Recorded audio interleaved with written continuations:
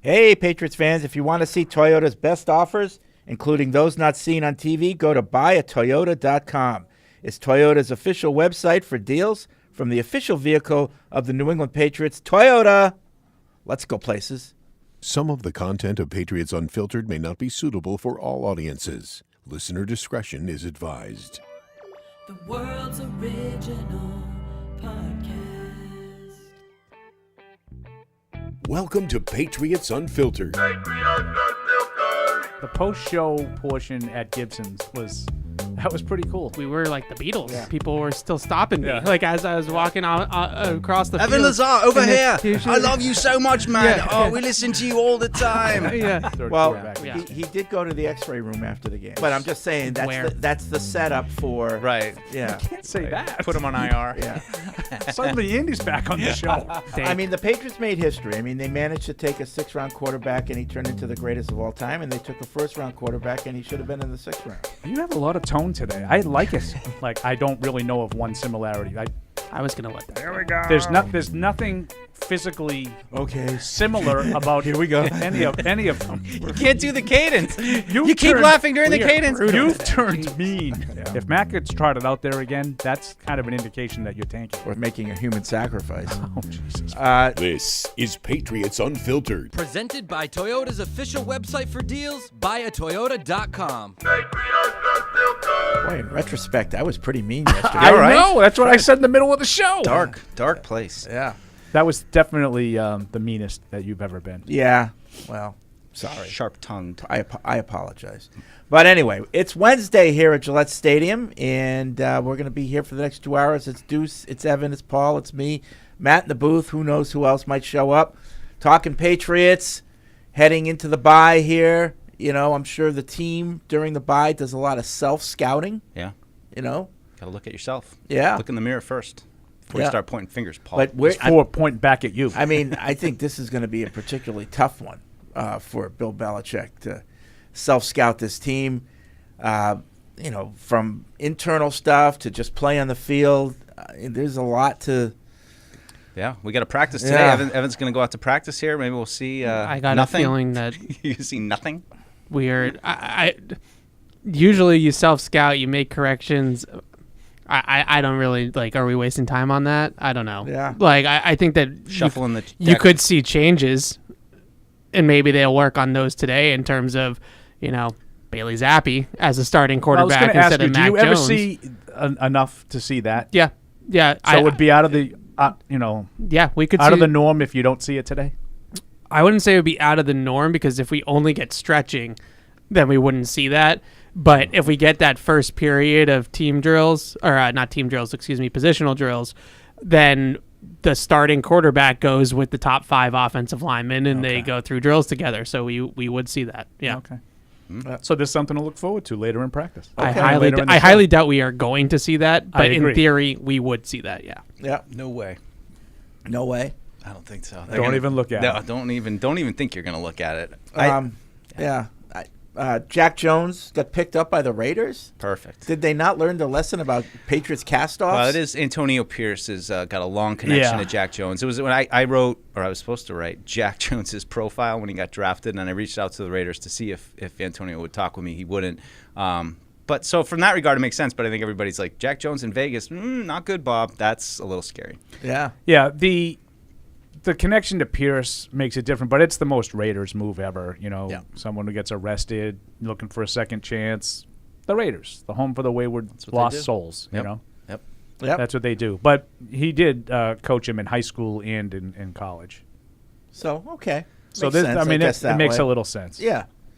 All right, and then But I saw someone on Twitter yesterday, and this is where like some of these things like drive me crazy. Paul's algorithms at it again. You know what Someone really said- grinds my gears? Someone says, the timing of this is interesting. You know, since Josh McDaniels was fired and Antonio Pierce took over, that's when around the time that Jack Jones started acting out. And I went, He's been Is acting this- out since he got here, buddy. I looked and I was like, is this like a burner account from someone, or is this like some kind of what are they parody account? I don't know why I couldn't come up with the word. Thank you, Mike. Words are very hard. Words. Yeah. Is We it a only parody write them for a account? living. Like now, Jack Jones has just recently started Right. acting out. So is Trying to the, shoot is his the way out of intimation town. there that he's trying to shoot his way out of town? Yeah, knowing that the Raiders would pick him up. That was the intimation on the Yeah, tweet. right. And it was from I Andy tried that one Gresh, if too, anyone's Fred. wondering. Good. Okay. Great minds Yeah. think alike. Like, I wasn't sure if Shoot it- his way out of town. I'm not sure if he knew what he was doing there or not, but Fred always knows what he's doing. Well, it will test their cornerback depth, and geez, I'm blanking on the guy that they just brought in. Evan, you remember him off the top of your head? I mean, maybe Austin. that guy's Alex Austin. Austin, So yeah. maybe he's gonna. I mean, There were two guys play a that little Mike bit. Reese mentioned from the practice squad that I guarantee you, Brian someone, Broders. Yeah, if is someone one of them. if someone I had know him. said to you, Paul Perillo, Yeah. you, my friend, will earn Total consciousness. $100 million if you can tell me true or false that these two guys are on the practice squad. However, if you're wrong, you owe us $1 million. And I would You wouldn't take that I bet. would not have taken the bet. Can't make that bet. so That's how. So Aziz Unsure I Hearn was. and Brian Broders Aziz are Hearn, the two yeah. guys. So to let's- Never heard those two names in my life. To just tell people who we're talking about, as Never heard those two names ever. Let's go back to the Colts game. Who were the cornerbacks in the Colts game? Yeah. Basically, Sean Wade and Jonathan Jones. Yeah. Yeah, and Miles And Bryant. Miles Bryant. Yeah, Right. in the Right. slot. so, which is what it will be moving forward. yeah. Yeah. Sean Wade will. I yeah, mean, yeah, I but think Jack Jones only played 9 plays or something like Yeah. that. 18% of the snaps. Yeah, Yeah. it was 10 plays. yeah. 10 plays. Okay. Yep. But that new guy might be active, maybe at least just to fill that spot for Jack Jones, maybe. And But- play on special teams a little Yeah. bit. Yeah. But yeah, Sean Wade, I thought had one of his better games as a Patriot. Maybe not saying much, but he looks more and more every day like he belongs. I think last year at times when he'd get out on the field, it was like, oh boy. I remember that Vikings game. He played one snap and gave Yeah, up like a right. 25-yard Yeah. completion. And back out of the game. Yeah, but now it looks like at least he can carry, the water a little bit. Like he doesn't look completely out of place when he's out there. And he made a nice play on that screen. On the tear screen, yeah. Yeah, I thought he showed some physicality at least. Yeah, he's a great example Well, of maybe just going maybe down that's the a stretch. bright light that comes Yeah. out of all this. Right. Is that maybe he's starting to learn how to be an NFL player? I don't know how bright it is. Right in time to be but- a free agent. but is he? Is he? No, Or is I he think next he- year. I think he has yeah, one got more one more year. year. He has another so year, yeah. a little bit, but those are the kind of guys that you want to watch here down the stretch, and just let's find out with Sean Wade. I don't want to go, even like I don't know, Josh Bledsoe. Probably hard for him to get up from the practice squad, but. Still these guys that have just been kind of hanging around. Like now's the chance to Right. get them some snaps, see how they look, and I'd say the same thing on the offense too. I mean, they don't have a lot to go to, especially like along the line or necessarily at tight end, but continue trying to get Booty in there and Thornton, and I know it's painful, but what else? What else you got to do right now? I think Sean Wade's an interesting one because they've looked for that rotational outside corner, not a guy that's going to play every snap for you necessarily, but the Jason McCourty. Yeah. Right. They haven't been able to find that player since Jason McCourty, like a consistent third outside cornerback. So maybe when you go into next season, you have Jonathan Jones, you have Christian Gonzalez, hopefully back at 100%, and Sean Wade can prove that he can be the third guy in that rotation. And now you have some depth there that you didn't necessarily have before. So I don't know. I mean, it's interesting. Like they couldn't stop a perimeter screen to save their life, and he finally did. So give him props for that, I guess. How would you address the slot corner position right now, given what they with Marcus Jones where he is hurt, Miles Bryant's going to be a free agent.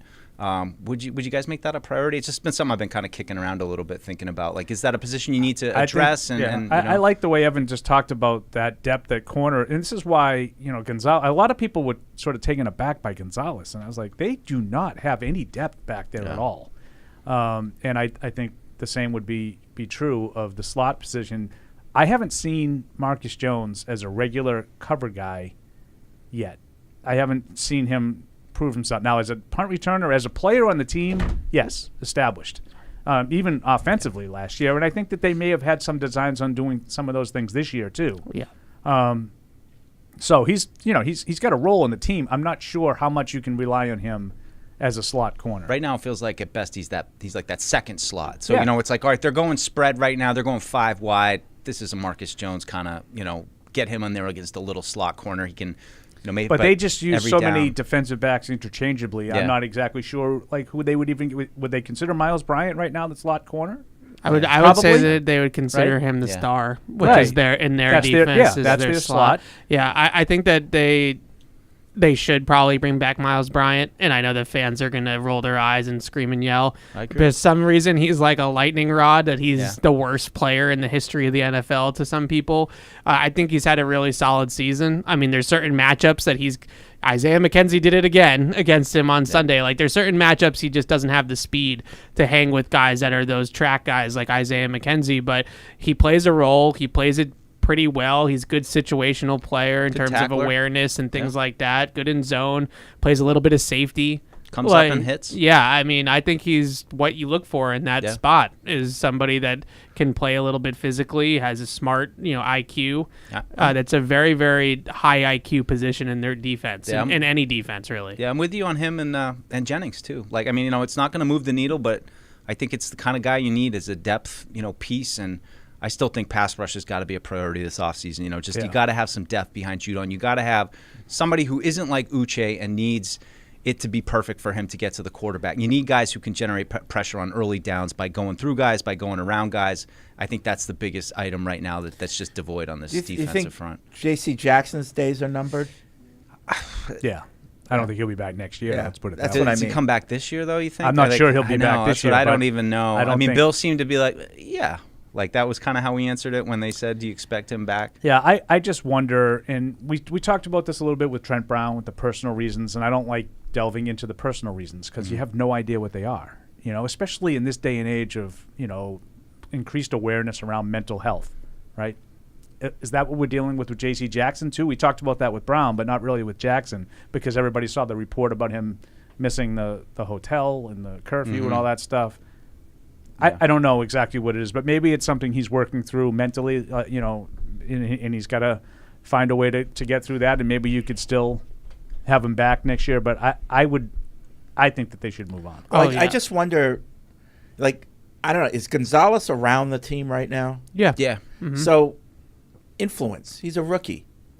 Do we probably want to surround him with positive influences? Yeah. I mean, I think that Paul's been talking about it nonstop. I mean, even, when we were selling ourselves on Trent Brown, he was, considering to say, even what he gives you positive, it's going to come at a price. And I think that's been proven. And biggest thought going into the offseason is you gotta clean house of the guys that are not on board. And it's the Sean Wades of the world who's been waiting for a chance. And, he wants to play. I'd rather lose with that guy than get the 2 performances or 3 performances a year that are great, but we also have to deal. Well, he's got some personal issues. He's not going to play for a couple weeks, or we're not sure what's going on. He's not at practice. Oh, we got a new contract. All those things that are going on. I mean, Paul, I defer to you on how you've laid it out and how you've been all over it. I think the team is relying on unreliable too players. far down that road with too many guys, which is strange because I think the thing we thought with Bill as of late was I think the cat out that he just wants to employ players he wants to work with. Well, and yeah. yet, Which is why this was a stark contrast to the recent trade. Right, I don't get it. And we talked about it, when Dante said he knew that this team could do it when they started self-policing. Yeah. When there were locker room cops. I'm not sure there are a lot So right now. that's interesting, and I want to bring up something that you guys got out of the locker room yesterday from Dietrich Wise. Yep. I found that really interesting that he was as defensive of Jack Jones as he was. And I didn't look at it as a good sign, by the way, if you guys can't tell by the tone of my voice. Well, he also, said he was surprised about that hurt being us. late. I think he said he was hurt. Yeah, I mean. He was hurt about him being late? No, he was hurt about him being getting cut. Okay, because that's the way I read it. But he I wanted to also- make sure I got the right context. I don't know for sure because we had some conversations in the aftermath of him kind of being like, I didn't, somebody's like, being late to a meeting and stuff, and he's like, I didn't know that, so I don't know. It's just So he didn't know. He just thought he got released out of nowhere. yeah. Of course, did he really not know? I Yeah, mean, it's it's hard a hard to believe. it's a hard position to be put in as a player right there because I'm sure he's got a relationship with Jack Jones, but at the same time, look, the guy's been doing his own thing for a few weeks now, and it's just how many strikes is he going to get? Right. Yeah, you would think after all the team did for him, you know, to get him, help him Standing get by out of him that in jam. June. Yeah, like he'd be a little bit grateful and like, okay, I'm going to play ball. I'm going to follow the rules, but. It's weird how things go when you're a 2-win football team and guys really start to check out. And it's, part of me is like, this is not a good thing for you right now. As bad as the team is, setting a bad example now is not going to help you get somewhere else. I mean, I guess in this case it did, but I just think we all expect Jack Jones is probably going to have similar problems in the Raiders. And it's just a question of how long are they going to turn a blind eye to it. Right. Well, and the other part of Jack Jones that I don't think has gotten enough attention over the last two days is that you can sort of, work with a guy who's not always on board with what you need him to do if he's playing well. And I don't think people are talking about how he's played since the first, handful of games of his career. He had the pick six against Green Bay, and then later in that same game forced a fumble with a pretty good play, right? I thought by far the best play he made was the one against Detroit. Yeah. When he picked off the pass on kind of the wheel route to Hawkinson down the sideline. Really nice play, kind of reminiscent of Gonzalez's play against Miami, where he kind of came over and made a nice kind of free safety kind of play. Really good ball skills. Went on that one too, I think. Really good ball skills on that play. Then he kind of went downhill, and I don't think people have talked about it because that's what happens around here. If you flash immediately on the positive side, that's what you are. Mm-hmm. And no one looks at any of the warts after that. No one looked at the warts even when it was he busted a handful of coverages. I don't think he played great in the Green Bay game. Yeah, I agree. And Rodgers the ball just didn't find it. Like Rodgers just didn't find the open receivers. He found him in overtime. And it was like once a week. I was like, oh, here's the once a week wide open coverage bust by Jack Jones. I couldn't agree more with you, Paul. I really just feel like that was the final straw. Well, not anything that happened in Germany or any of the tweets, which I think it would behoove him to get off of Twitter. Yep. But none of that stuff. Really, I think was the final straw. He hasn't been good. He hasn't been Miami, good. Washington, and on a lesser extent, this Indy game. He only played 10 plays in the Indy game. I remember 2 specific ones that he was the closest guy in coverage. Now, if you want to tell me he wasn't, I'll defer to Evan. Maybe it wasn't his fault, but he was close enough to the guy twice in a handful of snaps and didn't play much after that. Three games in a row. I think that was as much to do with anything. That's if you're going to be a problem, right, and when I don't play you, you're going to pout on the bench and be disengaged and have a towel on your head. Now I got to get rid of you because you're not playing well. Right, yeah, I mean the Miami game, it's his fault that coverage was busted to lose the game. Like on the Waddle touchdown? They literally lost the game. 100%. So I really feel like Paul, you're so right that people had this feeling of Jack Jones being this great player. And we saw it a little bit in the spring. Like, I'll give him credit before the gun charges. Right. He's not without talent. He had a decent spring. Yep. But as soon as the gun charges thing happened, and then he comes back for training camp, and he was not very good in training camp either. And then the last preseason game against Tennessee was a disaster for him. Yep. So, I mean, granted, like all the off-field stuff, I'm sure is bogging him down to an extent. But I never really saw Jack Jones being consistent enough to be like a starting outside corner in the league. Like, he had those flashes, but he was going to have a long way to go before he was a guy that you could rely on to play 75 snaps a game. You remember when we used to have those conversations, it was, ideally if you could get that jump and have Gonzalez be a guy that you could plug in day one and have Jack Jones on the outside. Yeah, move Jones around. And now Jonathan Jones is in the slot. Yeah. And now you got everybody where they're supposed to be, the whole trickle-down thing. Yep. And that's what, when you talked about, Mike, Anthony Jennings and Miles Bryant, you'd probably like to have those guys. I would agree. In a vacuum, I think that they're, like, hardworking players that are in your system. I'd rather continue working with guys that are in my system that haven't been a problem, and they play hard. But the problem is, now, those used to be the guys around the margins that you retained. Mm-hmm. For layers of depth.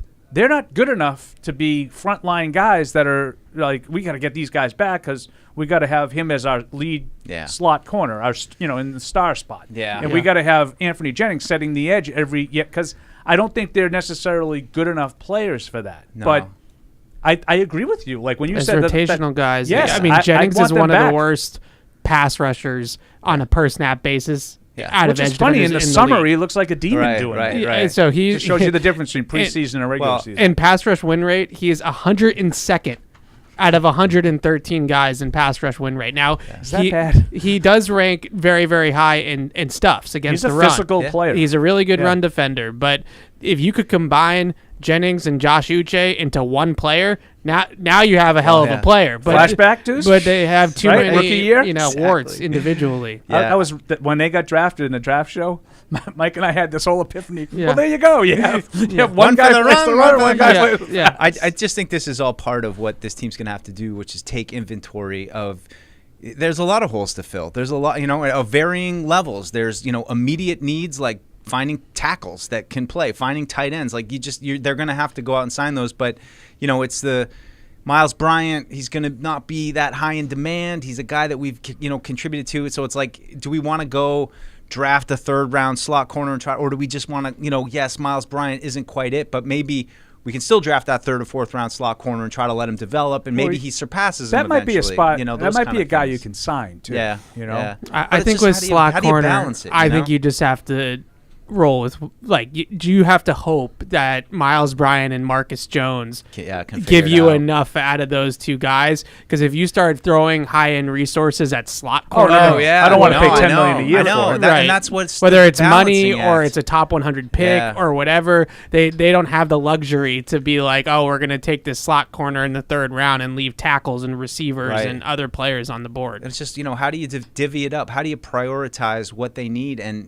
what's the quickest route out of the basement? I think we would all generally agree that the offense has to be a major focus, but, you can't forget about the defense and what happened this year when they had some key injuries. It's been a tough year you lost McCourty, then you lost Judon and Gonzalez. You've had Bentley struggling. Jonathan Jones has been battling something all year. So, basically every top defender that they've had from the last 2 years is either out or struggling with something right now. So they got to rebuild their depth too. What do you think the message is from Bill, going into, into and out of the bye? I think it's been about what do you think his message will come not through words but through playtime, like going forward? Well, you know what I went back to, Fred? I remember in that 2009 documentary, he was talking to the team before their first preseason game, and something along those lines of like, this is a preseason game, but it means something to me. It means something to you. You're putting your name on what performance you're going to put out there, what kind of effort you're going to put out there. So that was the thing that popped into my mind. As bad as the last few years have been, other than 2000, is this the first time that at the bye they were pretty much out of it? Yeah, and it's got to be. I believe, and I'm not positive on this, but I believe this they will play a game this regular season. Will be the first time that they ever take the field, excluding the COVID year. The COVID year is the only year, having been eliminated. Last year, they could have won and made the playoffs. They obviously made the playoffs in 21. They beat the back in 08. Jets. Back in 08, they had a chance to beat Buffalo, and if things went right in the Miami Jets game, they could have made the playoffs. Same in 02. This goes all the way back to 2000, since they played a game that had no bearing on the standings. Right. So this is uncharted waters. That becomes a unique challenge for any head coach, is how do I keep players engaged when there's really nothing to play for, in terms of standing. So then you have to appeal to their own pride and their own professionalism. Right. Yeah. And their own contract and money. Well, I think that's the big thing. But everything you do is on tape. And whether I'm looking at it or your next employer is looking at it, you need to have a good tape. Yeah. And Mike and I have been talking a lot. We've used a lot of our debates on the TV show with a variation of, let's get these guys some playing time, right? Mm-hmm. And I think Bill makes a good point. He's been asked about this. I know we asked him about it for All Access too. So I knew that this was something that on the radar. I think he mentioned it yesterday. Like, it's one thing to just say, well, you got to play Keon White, you got to play Marty Marpu, you got to play Sam Roberts. Well, get him some snaps. If they don't earn them, right, you can't just put guys out there. Yeah. And Bill has kind of said that last week about practice. Like, our Sunday is determined by. And that's what made the booty thing frustrating. Yeah. He kept telling us how well he was practicing, Yeah. and we still weren't getting Not to see that him. Yeah. But when he says it was his best week, that could be relative. That's Like true. every Right. other Does that week. mean he showed up on time all 3 Right. days this week? He only Right. had 3 drops. Yeah. But I think that he's, for a guy like Booty, he's trying to give him any type of incentive to keep it up. Come on. And I you do can do think it. you'll You see can do that. it. Yeah. I think you'll see that more and more with some of these, even like Sean Wade. I think you're seeing it with him. Like I was worried that you just sort of plug in these same guys and just roll with it. Like I want to see some of these different faces and see what, and I wouldn't be opposed. Like you brought up Josh Bledsoe, I wouldn't be stunned to see that even. Right. Like again, Adrian Phillips and Jalen Mills, I do not believe will be part of this team next year. So you got to find your depth somewhere. Yeah. I'd just love to see one of these other receivers than Douglas do something. I mean, how many times can you roll out Jalen Reagor and Tyquan Thornton and Kayshon Boutte and they have one catch between the 3 of them? I don't even really throw Juju in that because I think that ship has sailed. How many reps did Thornton get in the Colts game? 0. 0.0. Like I don't think that makes any sense to me. Right. I was going to say, do you find that kind of crazy? Yes. Now listen. But the way the game unfolded, they ran the ball almost exclusively. It was a rare NFL game where it was like 60-40 run pass. Under 3 hours, like 2:44. 244. Yeah. That was another one of the lone bright spots. you get it? You get the irony of another one of the lone bright spots. Yeah. I see what you did there. You're a wordsmith. Words very hard. Very hard.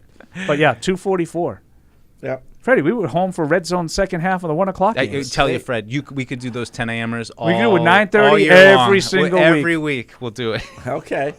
Okay. We'll put our team in Germany and we'll just stay here We the just whole stay here. season. We'll We hold just it do down. the 9 a.m. shows. Hello. Play all our games in Germany.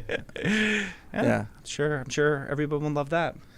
All right. 855-PATS-500 is the Ace Ticket hotline. Web radio at patriots.com is the email address. Did anyone catch Mac on EEI yesterday? Highlights. A Yeah. little painful. Yeah. He's trying to. He came through the locker room too yesterday and didn't really have much to say. Said he was sticking around, but all eyes on him right now. I don't see how they can come out of this bye and not at least. I was interested, Mike Reese he does his little 10 points after the game. And, Cleaning out the notebook. He mentioned something that I didn't think he would, that he thought that it might have been, in his words, aggressive to sit Mac on that final drive. After you'd gone through the whole game, Bailey Zappi's just watched the game on the bench, and then in the potential game-winning drive, you take Mac out, despite the interception. He thought he questioned that move. I think he's questioning it within the context of that game, but I think I look at it within the context of Mac and what Mac has been doing this season. And, was it maybe a little bit punitive that he threw the worst interception he's probably thrown yet at the worst possible time? Maybe. But at the same time, I just think all the emotion and everything that's built up. And, we're also seeing, reports of, you can believe what you want to believe. But, I do believe that there are a number of players on that team that are, that don't think he's the guy. And, that's the direction it's going right now. But I get what Mike's saying, but I just think it was one of those things where we all felt it. Like, didn't you, when he threw that one, the way it looked, the opportunity that was there. just everything that went into that one play. I just yelled at, "Oh, Mac." Oh, Mac. It was like, no, you don't. Solid. Solid Isaiah. It's tough. I'm with Mike. I looked at it. Now, I don't necessarily think it was fair to Bailey Zappi. However, I think it was more than fair to Mac Jones. And this isn't because I'm anti-Mac or anything like that. I think that the thing to do would have been to take Mac Jones out of the game well before that. Yeah, I agree with you on that. And give Bailey Zappi a couple of chances Some to handoffs maybe run a regular drive instead of that. I don't look at that as an emotional decision, and that's the way Mike. In that moment, what would have given the team the best chance to win? I think that's the heart of the argument. I think you had an absolute 0.0% chance to win with Mac Jones playing quarterback. Yeah. Okay. At least I tend to agree with at least Paul someone on that. could have gone out there and caught fire like he wasn't doing. It's a hard spot. Have we seen that before, where the backup quarterback comes out for one drive and leads the team down the field? I've never seen it in that circumstance. Now I'm sure that there's been a guy who came in for an injury late and succeeded. But I've never seen it like that where a guy got pulled for performance with one drive left in the game that was winnable. Right. Yeah, Now, right. I'm sure that there's like Pro Football Reference will tell you all those, you put them all in, and here's an example of Right. it. I can't recall a single time where a guy got pulled for performance with one drive left in a winnable game. Now, Bill took whatever responsibility for the call, pulling him. But do you think it was a Bill O'Brien said, Bill, we got to get him out of here? Do you think Bill O'Brien told Belichick, get him out? My instinct and would be Belichick. okayed it? My instinct would be Belichick. I mean, as Paul's loved to point out, Bill heard everything that Well, I know. O'Brien but was I saying think in back room, O'Brien but- was livid. Yeah, I think both can be true, though. Yeah. I think O'Brien could have said, Bill, we got to make a move. It's And time. Bill said, It's I think time. you're right. Yeah. Yeah. It could have been like that. Yeah. I wouldn't be surprised if O'Brien said something to Belichick Yeah. along those lines. Because Bill O'Brien. Teapot. That's what they, that's and- why and that's why they call him This, Teapot. he looks at this, and he should. This is a reflection on him, too. Sure. He came in here, and fair or unfair, everyone said, offense is going to get better. It's Bill O'Brien. But he's been under attack, too. I Bill know he O'Brien. has. Yeah. And he hears it. Yep. He's not someone that ignores the noise. Yeah. No. No one is really. It was funny because I actually wrote it on my notes. You said it, Paul. It really cracked me up. I don't know, about 4 weeks ago. They even broke Teapot. I wrote that down, and I'm like, all right, he's back, baby. We got that. We got our Teapot back. I don't know. A lot of people who have been frustrated with some of this. I kind of took a little get him, Bill. God, come on, Mac. You got to be better. And listen, I know people are going to look at this and say, I think I haven't read the story yet, but I think Shaughnessy wrote something along the lines of, aren't we being a little bit too tough on Mac? I've been a little tough on that. He's trying his best. I'm not a big fan of firings. I don't want to see people lose their jobs. I'm not rooting for Mac to fail. I know people probably hear the snark sometimes and they think differently, but it's time. I know there were a lot of extenuating factors that got us here, and they're not all Mac's fault. But I will say Mac contributed to all of the things that everybody's talking about. I feel for the kid, though, and I said I it didn't yesterday. say I feel good about it. It really hit home to me post-game when he said, does Bill still have faith in you? And he said, the way I'm playing, I don't know. Well, also, And if you heard the way he spoke, the voice got weak at the end. He was choked up. Yeah. And listen, He's fighting it. I get felt it. bad I would. for him. I'm sure I would have felt the same way. You He's put so somebody's much. kid. Yeah, and you put so much into it, Yeah. and then you just can't do it. Yeah. It's not because of a lack of effort. Yeah. You know? Especially him, because I've been consistent. I think he works really hard. I think Yeah, he's. I don't as far question as, his effort. Putting I in don't. the off-season work and training and trying to do all the right things. I think Mac has done all those things. And In this game in general, I wouldn't question the effort. Yeah. Or Washington, I had a handful of plays that I wondered how hard everybody was playing. Mm-hmm. I did not have that question in this game. it was. I'm remembering now something that came across my mind. I'm sure I talked about it on the show. Was just Mac has some warts when he came in, but it was a question of, can you outwork those warts? Can you work yourself to being a star in this league? And I think where I've landed is you really can't. There has to be a little something that's just that magic that some guys have and other guys, and maybe it's brought out by a perfect situation, and it was there all along, and I still a little bit believe that. But generally Mac had as good as you can get it in that first year as a rookie, outside of maybe having that true elite weapon. But they made it work. If you listen to a lot of those draft experts, a lot of them felt what he would be when he entered the league was his ceiling. Yeah, And I and think that was it. I think we've seen it, and I think that there's a couple of things. And I was on the other side of this, so I'm not trying to take a victory lap. I got a million things wrong that Matt can play the clips for. But I didn't think that he was as good his rookie year as most others around here thought he was. Mm-hmm. I thought it slowed down, and the reason I thought it slowed down was because teams figured out what he could do. Right. I don't think he has a lot of things that he can do, Yeah. quote unquote. And once they figured those out, now Fred Kirsch goes to work and says, we became easy to defend. Right. Right? Yep. And I think he, in general, is pretty easy to defend. Yeah. Yeah. Regardless of weapons, regardless of protection, regardless of all the other – and all of those things are true. He doesn't have great protection. He hasn't had a great running game, although he did on Sunday, which is the only reason why that they had those drives that they had that I think Mike is pointing toward, completely ignoring the fact that they ran the ball down. I mean, at one point, I think they ran the ball 7 times in a row. Yep. That's unheard of in NFL games. That was my Zappy drive. That's you're going to go to that. Let's just go to Zappy. They asked him to make 2 or 3 throws. He made 2, couldn't make the third. Yeah. He had one to Douglas, I think, on a third down, and then he throws an interception. like the next time. And to the me, rest of it was Ramondre. But that play was not a physical play. It was a mental play. He saw it and just. But it was partly physical, it was too, everything because he's to me. falling It away was- from the throw, and he yeah. can't do that. It was everything because to he doesn't me. physically have the ability. I know, but to like throw he it. had time to step into it. Like, Yes, he did. His head, Yeah. like he's Yeah, rushing it's- when he doesn't need to rush. He takes too long Right. when he needs to rush. It's like. But a guy with a it's- good arm, Fred, could do that, make a mental mistake, Oh, yeah. and invent a rush, Yeah. but he has a strong enough arm to get it where he wants to anyway. Yeah, but Yeah. I And you thi- say, wow, he rushed that throw unnecessarily, I think his but head is- Mahomes got away with it. I think he's such scrambled eggs Yeah, right now. totally. Like, it's just not. He's not able to instinctually do what he needs to do. You know. It's totally unraveled for him. And I mean, I even said to Evan yesterday, it was like, I remember seeing him come in as a rookie and being really impressed with how he looked in the pocket. There's a lot of chaos. I'm like, man, he doesn't look affected by it at all. And it's just it's like that. You don't know what you don't know. And as he slowly was in there and he realized, like, man, I'm going to get hit a lot. And this isn't like Alabama. And these guys are coming to kill me. It's a great point, And Mike. it's just slowly falling apart to the point now where, like I've said it a couple times now, that play to me just summed up everything about where he's at mentally, where he's at physically, where the team is at with him, with a chance to win somehow, even though it's been one of your worst games, and off the back foot with a little bit of pressure, no ability to kind of avoid it, not the arm strength to be able to, like Paul said, just kind of fling it out there.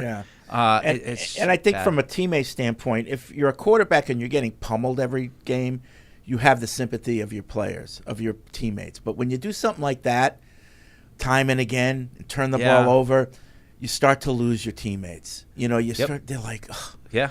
I'm out here 10 busting points. my ass. 10 points. Yeah. I mean, the defenders have to be sick. I mean, and I don't think that they should be like walking around trumpeting how great they are.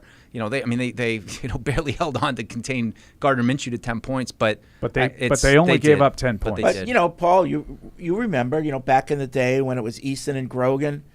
Yeah. And, guys, the players wanted Grogan in there. Mm-hmm. Maybe Easton's a better, He was definitely, thrower. He was definitely a better passer. But they wanted Grogan because he's our guy. But Grogan would stand in there. He would move around. When he got sacked, he didn't. It wasn't because of the offensive line. Like they just thought he was tougher. I'm just so curious in the second half if it is Zappy, if he has any kind of, despite his warts and despite some mistakes that he's inevitably going to make, if he brings some kind of spark to the offense that is making some plays that we just didn't see out of Mac. A little bit of pocket Don't you think movement. he will? I kind of do. I don't want to be overly optimistic on it because Yeah, we haven't I'm really not seen sure. it from him yet. Yeah. But I've seen him make some throws I over think the the couple offense years. will look and- better. But do you, I do. think there's any chance they devote the time that they have during the bye to get Will Greer ready and put him out there? I don't have much faith in that. Yeah, I wish I could say I do. And I mean, I keep going back to with Will Greer. It's just because he's an unknown and people think, well, he could be amazing. Oh, do you see these polls? Everybody and their brother is putting out right. a poll. Who should Like start at quarterback? Malik or Will? He's Greer. leading it by a Will Greer is by right. far and away Because the leader. nobody knows anything about him. Exactly.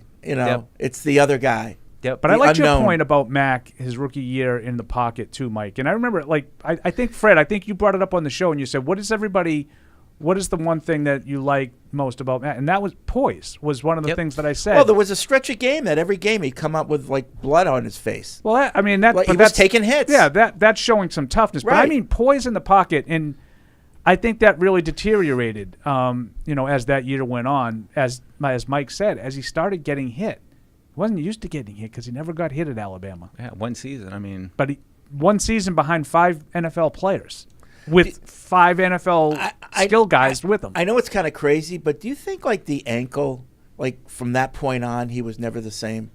that's a good question, Fred.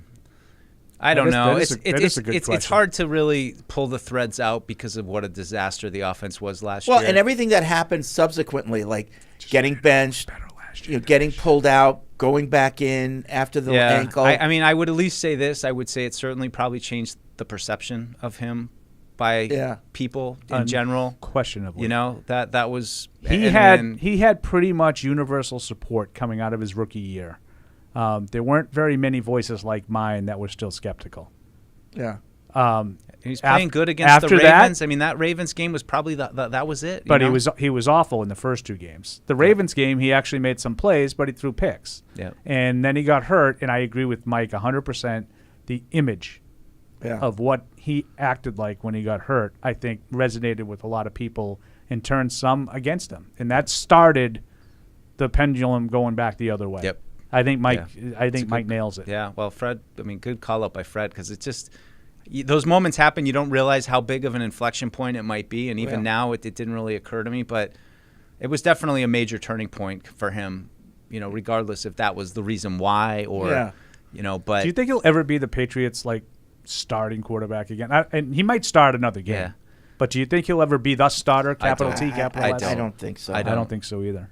I don't. I mean, do you think he'll be back next year no matter what? No. No, no matter what. I don't think he'll be back no matter what. I think it depends greatly on if they draft if they get Drake May, then I don't think he's coming back. I don't think it makes any sense to have him be here when you clearly are moving on from him. Yeah. Now, if you end up, I feel for the kid though. If you end up not being able to draft a guy that you think can play next year, then you might have to go that route of getting a stopgap guy or something like that. Yeah. Or if you end up drafting a guy in the third round who will Needs not be time. ready, then maybe he stays. But I think 75% gone. Yeah, I agree with you, Fred. I feel bad for him, but I also there are 32 of these jobs in the world, and they're not for everybody. I agree. He's just not good enough very to appropriate. He's just not good enough to overcome the other flaws in this team. Unfortunately, no, and I mean, you can't help but wonder, if you plugged them in with the 49ers. I think he'd be okay with that. Yeah. I think he would be okay with a team like that.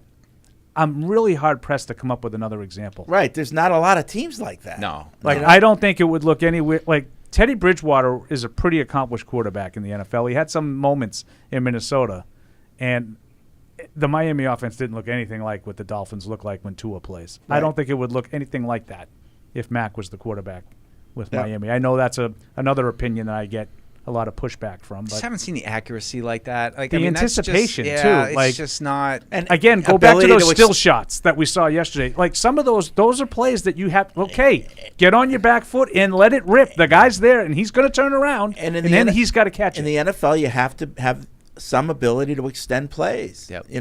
And be off platform, as Evan would say. But it's not even, he can't even get to the point where he gets off platform. He has no subtle pocket movement anymore. There's no little, and I think that's something that I felt like he kind of had as a rookie. I thought he showed some of that. Ability to step left and just kind of fire it, and now it's I the did. second he feels pressure, agree, Mike. it's over.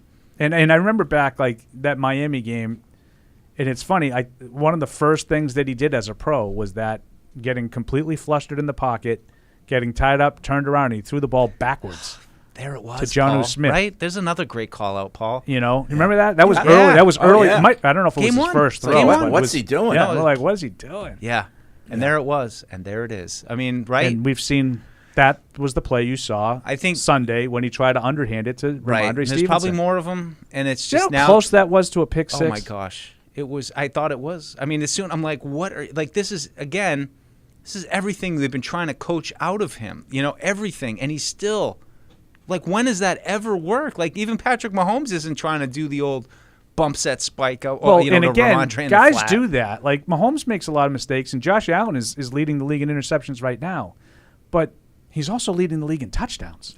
Yeah. Sometimes you have guys like that just make so many big plays. Yep. You got to live with the mistakes because they're going to make, for every 10 of those threading the needles, one of them's going to get picked. Yeah. And I remember Tom Jackson used to get made fun of. I always appreciated Brett Favre's willingness to throw an interception. He's never afraid to throw an interception.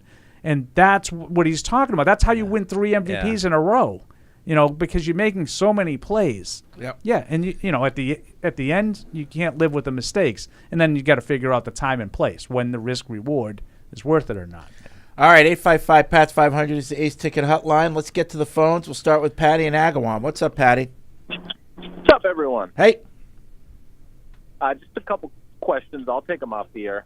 The first question I have is, I heard Jason McCourty on Tommy Kern's podcast, and he had said that 3 offensive coordinators in 3 years for Mac is kind of a recipe for a disaster. So the first question is kind of tongue-in-cheek.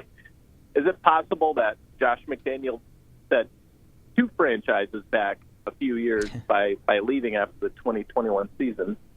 And if they do move on from Bill this year, and I hope Billy O'Brien is not a one and done. But if he is, I understand. I love Billy O. But do you bring Josh back, because the odds of him like going on to be a head coach somewhere else is I don't think exists. And my fear is if they do draft a quarterback, Bill O'Brien is here for next year. How much longer do you have him for? And put me in the camp of Will Greer. I just like to see what he can do, and that's all I got, guys. I'll take it off here. I like his beard. I don't know. Put him in. I mean, the whole three coordinators in 3 years, I get that. It can be a bad thing for a quarterback. Yeah. But when you look at that play on Sunday, that has nothing to do with the coordinator. And that's why I think Bill O'Brien was bull ass at him, because, Mac, the plays are there. Right. This is not play calling. The plays are there. It's also one system in 3 years. Right. Yeah. And that to me, and I asked specifically. Not to mention the Alabama connection. I asked some of the offensive linemen. My buddy James Ferentz, I told you, I talked to him in the preseason. Jimmy, we're close. He said it's basically the same exact system, for all 3 years. Now, yes, that didn't help. Right. Having three different voices, and it certainly did not help having a defensive coordinator who didn't understand sequential plays and whatnot, and flat out didn't have the answers to a lot of the questions. I'm not telling you that this was ideal, but it was largely the same system that he played in for 3 years. Yeah. But you said it, Paul. He was better last year. And so I'm never going to absolve that whole situation of last year, but there's just part of me that wonders, was it more Mac than we want to admit at this point? Yeah, and I don't like the idea of bringing Josh McDaniels back, not because I don't think he's really good at what he does. I think he can be an effective offensive coordinator. I agree with Patty. I don't think he's going to get another head coaching job, but I just want to kind of start fresh and do it differently. But if you're Bill Belichick and you're here, do you think Bill would want to bring him back? I don't think so. I don't think so. Don't you think him? It's one less thing he has to worry about. I know what Josh can do. Are you saying if O'Brien leaves? Yeah. Well, if Belichick stayed and O'Brien left, then you could talk me into it. Now, if I were McDaniels, I'd go somewhere else. I'd go to Buffalo. I'd call McDermott right now. I like that. Yeah. I'd call McDermott right now. Say, you want me to come in? I can help. Come up. Got a I jacket. think my buddy Bert brought that up. Yeah. He's been sitting on ice since that last game, McDermott, because he's got to cool off that red ass. Yeah, it's so funny. It's pretty red right now, I'm sure. Can I give you? You guys know I like Josh Allen, so I like to give you the Buffalo minute every once in a while. Not as much as Evan loves him, but yeah. All year, all season, all I've heard was the Bills' offense is broken. It's way too reliant on Josh Allen, right? So now they fire the offensive coordinator, and everybody's like, the Bills are first in EPA, and they're second in yards per pass, and Josh Allen said, listen, I've been watching the games. The Bills' offense is a shell of its former self. It didn't look anything like it normally did when we played them here, and they still scored 25 points or whatever it was. And I just don't understand how anybody could defend what that offense has come to look like under Ken Dorsey. Now, you could tell me that maybe the guy didn't deserve to get fired in the middle of the season and he's a scapegoat, and I'd probably say, you're probably right. But that offense is broke. Yeah. There's the only way they have any success offensively is when Josh Allen makes a superhuman play to Diggs. That's it. They don't run the ball as much as they should. They don't throw the ball with any kind of deception. It's just Orlovsky had a thing of him look at this. They just have him sitting in the shotgun. They don't even have a Fakata fake on his own read. Nothing.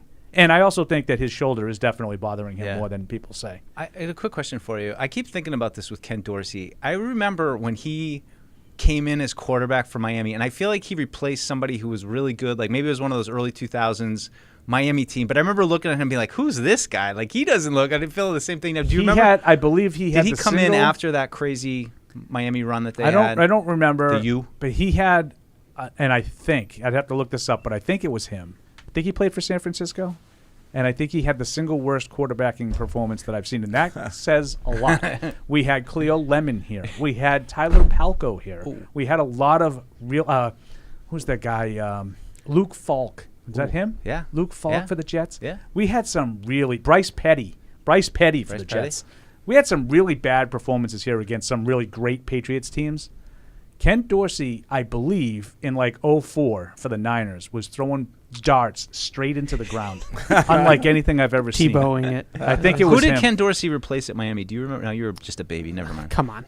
I do have a Ken Dorsey take, but we can do that after. All right. As you can see, Evan has returned from practice. Evan has returned from practice. Yeah, Evan has returned from practice. What was the mood? Who wasn't there? What did he see? all right, Evan. All right, well, we'll start with attendance, as we always do, but some interesting factoids that aren't attendance related. Oh. So, no Trent Brown, still ankle/personal. And I'm not saying that's official. I'm just saying that's what it was last week. And no Ty Montgomery. Unknown reason for Ty Montgomery. Did see him in the locker room yesterday. So I don't know what's going on there, but Hasty, it kind of plays a similar role to him. Kick returner, running back. Maybe they made a hasty decision. Maybe, I think a lot of people out there today talking a lot about Michael Carter as a potential Patriots claim as well. I did like Michael So maybe some shuffling at the depth spots at running back with Ty Montgomery. I'm just speculating. Maybe he's sick. I don't know. I'd love to bring a receiving back knows? in. Can I ask you a Miguel question? Sure. If you claim a guy off waivers, are you required to keep him for any length of time? It's not like the practice squad, right? Yeah, you are. It's 3 weeks? 3 weeks, I think. Yeah. So you're saying that they didn't with Hasty and they might want to swap out? I was Yeah. only half paying attention. When hosts don't listen. Yeah. Yes. So Hasty, he's been a kick returner in the past. He's played a little bit of running back. So maybe he's somebody that is similar in type to Ty Montgomery. There's no way he's as jacked as Ty Montgomery is, but maybe he's as good. Anyways, in the attendance category, J.C. Jackson was there. Oh, thank God. So he's back at Patriots practice, as is Riley Reef. Oh, You are allowed to come back twice.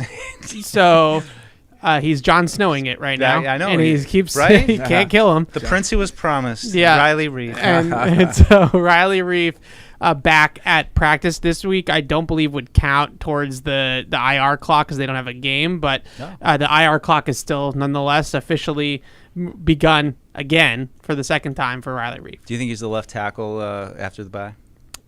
If he comes out? No. I think that they've kind of put him in as guard penciled from now on. I don't know. No. Left guard? No, I wish. No, I don't know. I think that they're looking for some interior depth there. Maybe him coming back a little bit. He actually looked good in the game. What game was it that he got hurt in? New Orleans, I want to say, or he played pretty well in the game until he got good hurt. in the 34-0 blowout. Yeah. Last thing, we did get period one, so we did see some drills, and Mac Jones led off all the drills with the quarterbacks. So they were cycling through all three. How did Will Greer look?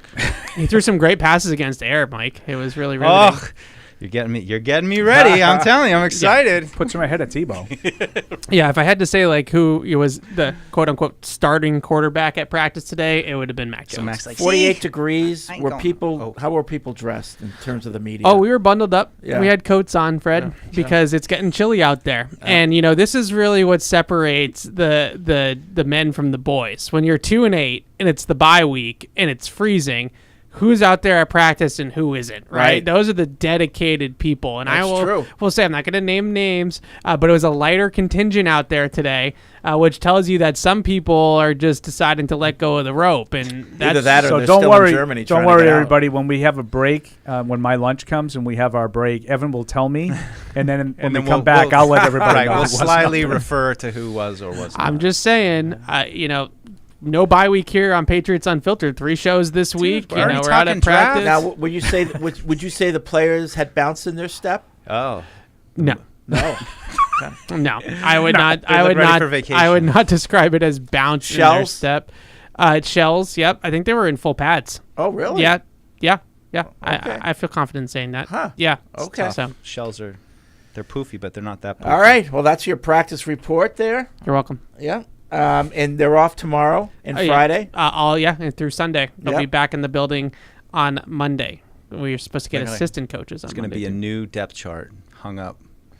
All right, let's go to Matthew in New Mexico. Matthew, dang I it. think he was looking for Hardy. You know, you don't have to go to line down. Yeah, Justin Don't go in to line Virginia. down. What's up, Justin?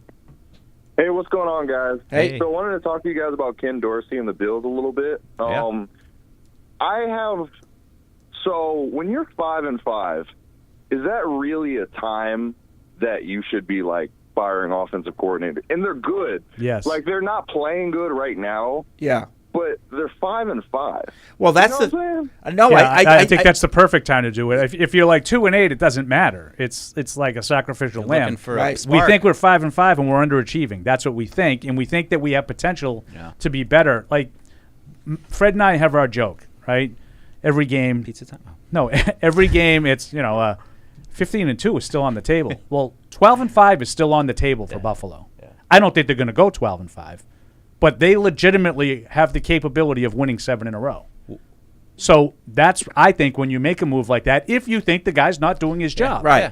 Right, and you have I How assume easy they're going to is- elevate how somebody easy from Yeah, within. that's what's the plan. Joe Brady. Joe Brady. Joe Brady. Okay. Joe Brady, Yeah. who's called plays in the NFL before. Yeah. Okay, so you got somebody waiting. Yeah, change it and up. he was breathing down his neck for a little bit now. Yeah. Joe Brady was brought in to be the quarterback's coach. He's been an offensive coordinator in the league in the past. Yeah. Honestly, my take on Ken Dorsey is two things. One, if you told me that Matt Patricia was coordinating that offense, I would have believed you. Like, that is as basic and as predictable of an offense as there is in the NFL right now.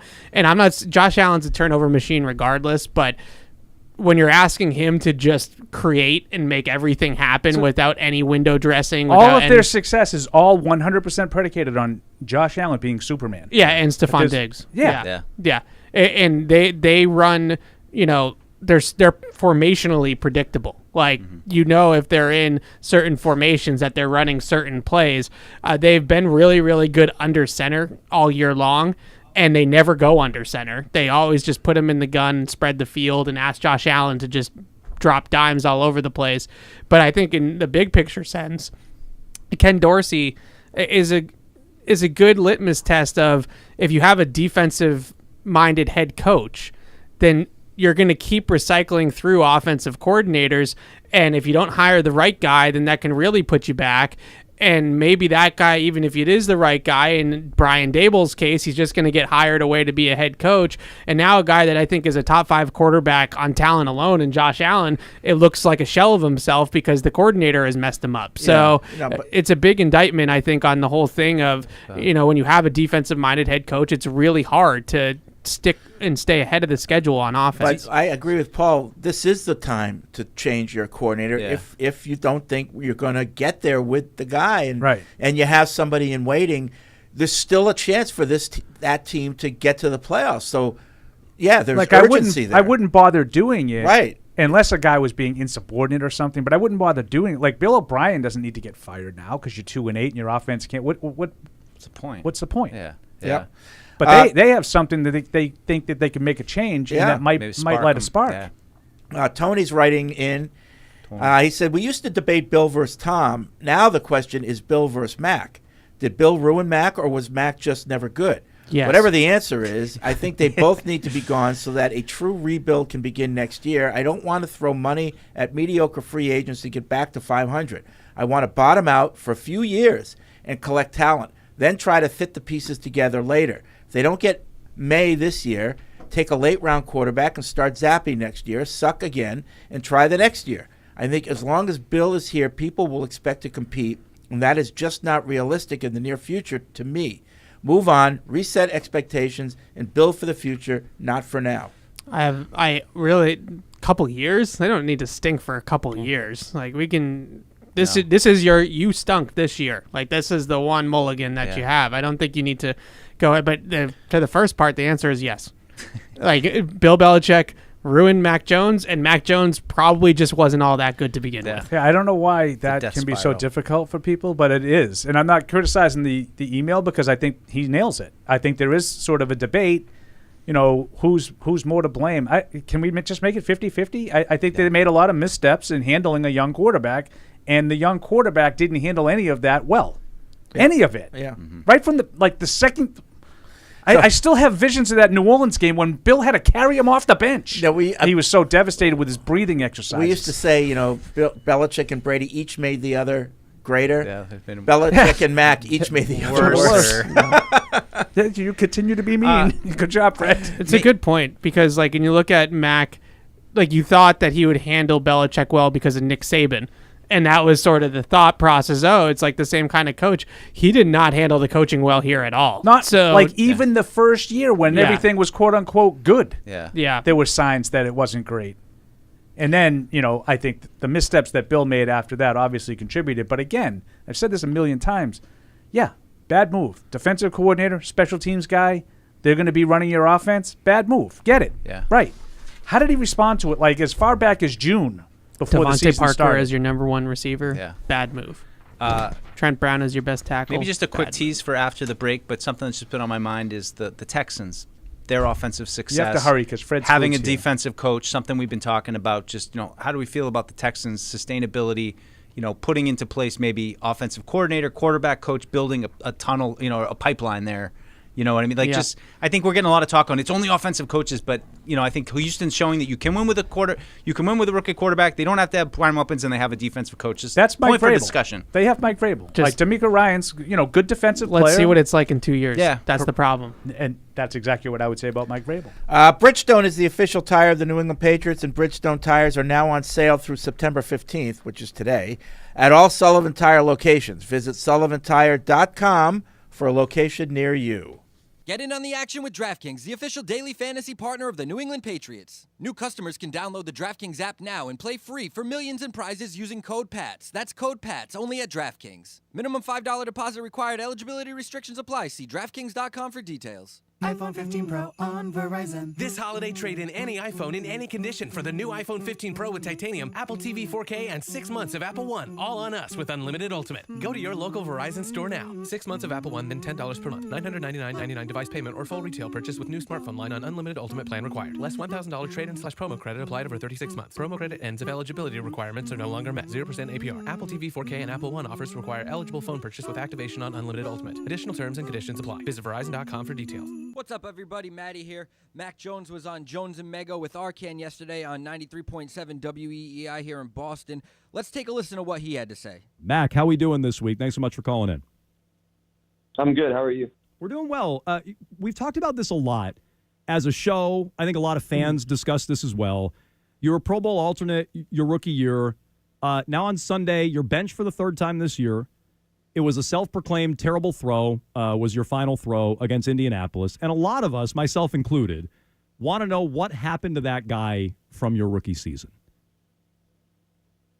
Yeah, I think, everyone's frustrated, and obviously I am too. And there's a lot of things that, I wish I could do better, and I've kind of identified those things, and that's where it all starts. And I know I'm going to put the work in to do it and get the momentum moving in the right direction. So obviously that's a big picture, kind of what you laid out there. But at the end of the day, I have to focus on the small picture and figure out what I can do better. So, again, if we're trying to figure out what the changes are, is it a lack of confidence? Because from the outside looking in, that's how it feels. I know a lot of athletes don't want to say that. A lot of us in our professional lives don't want to say that or admit that, but that is what it looks like. Is confidence an issue for you?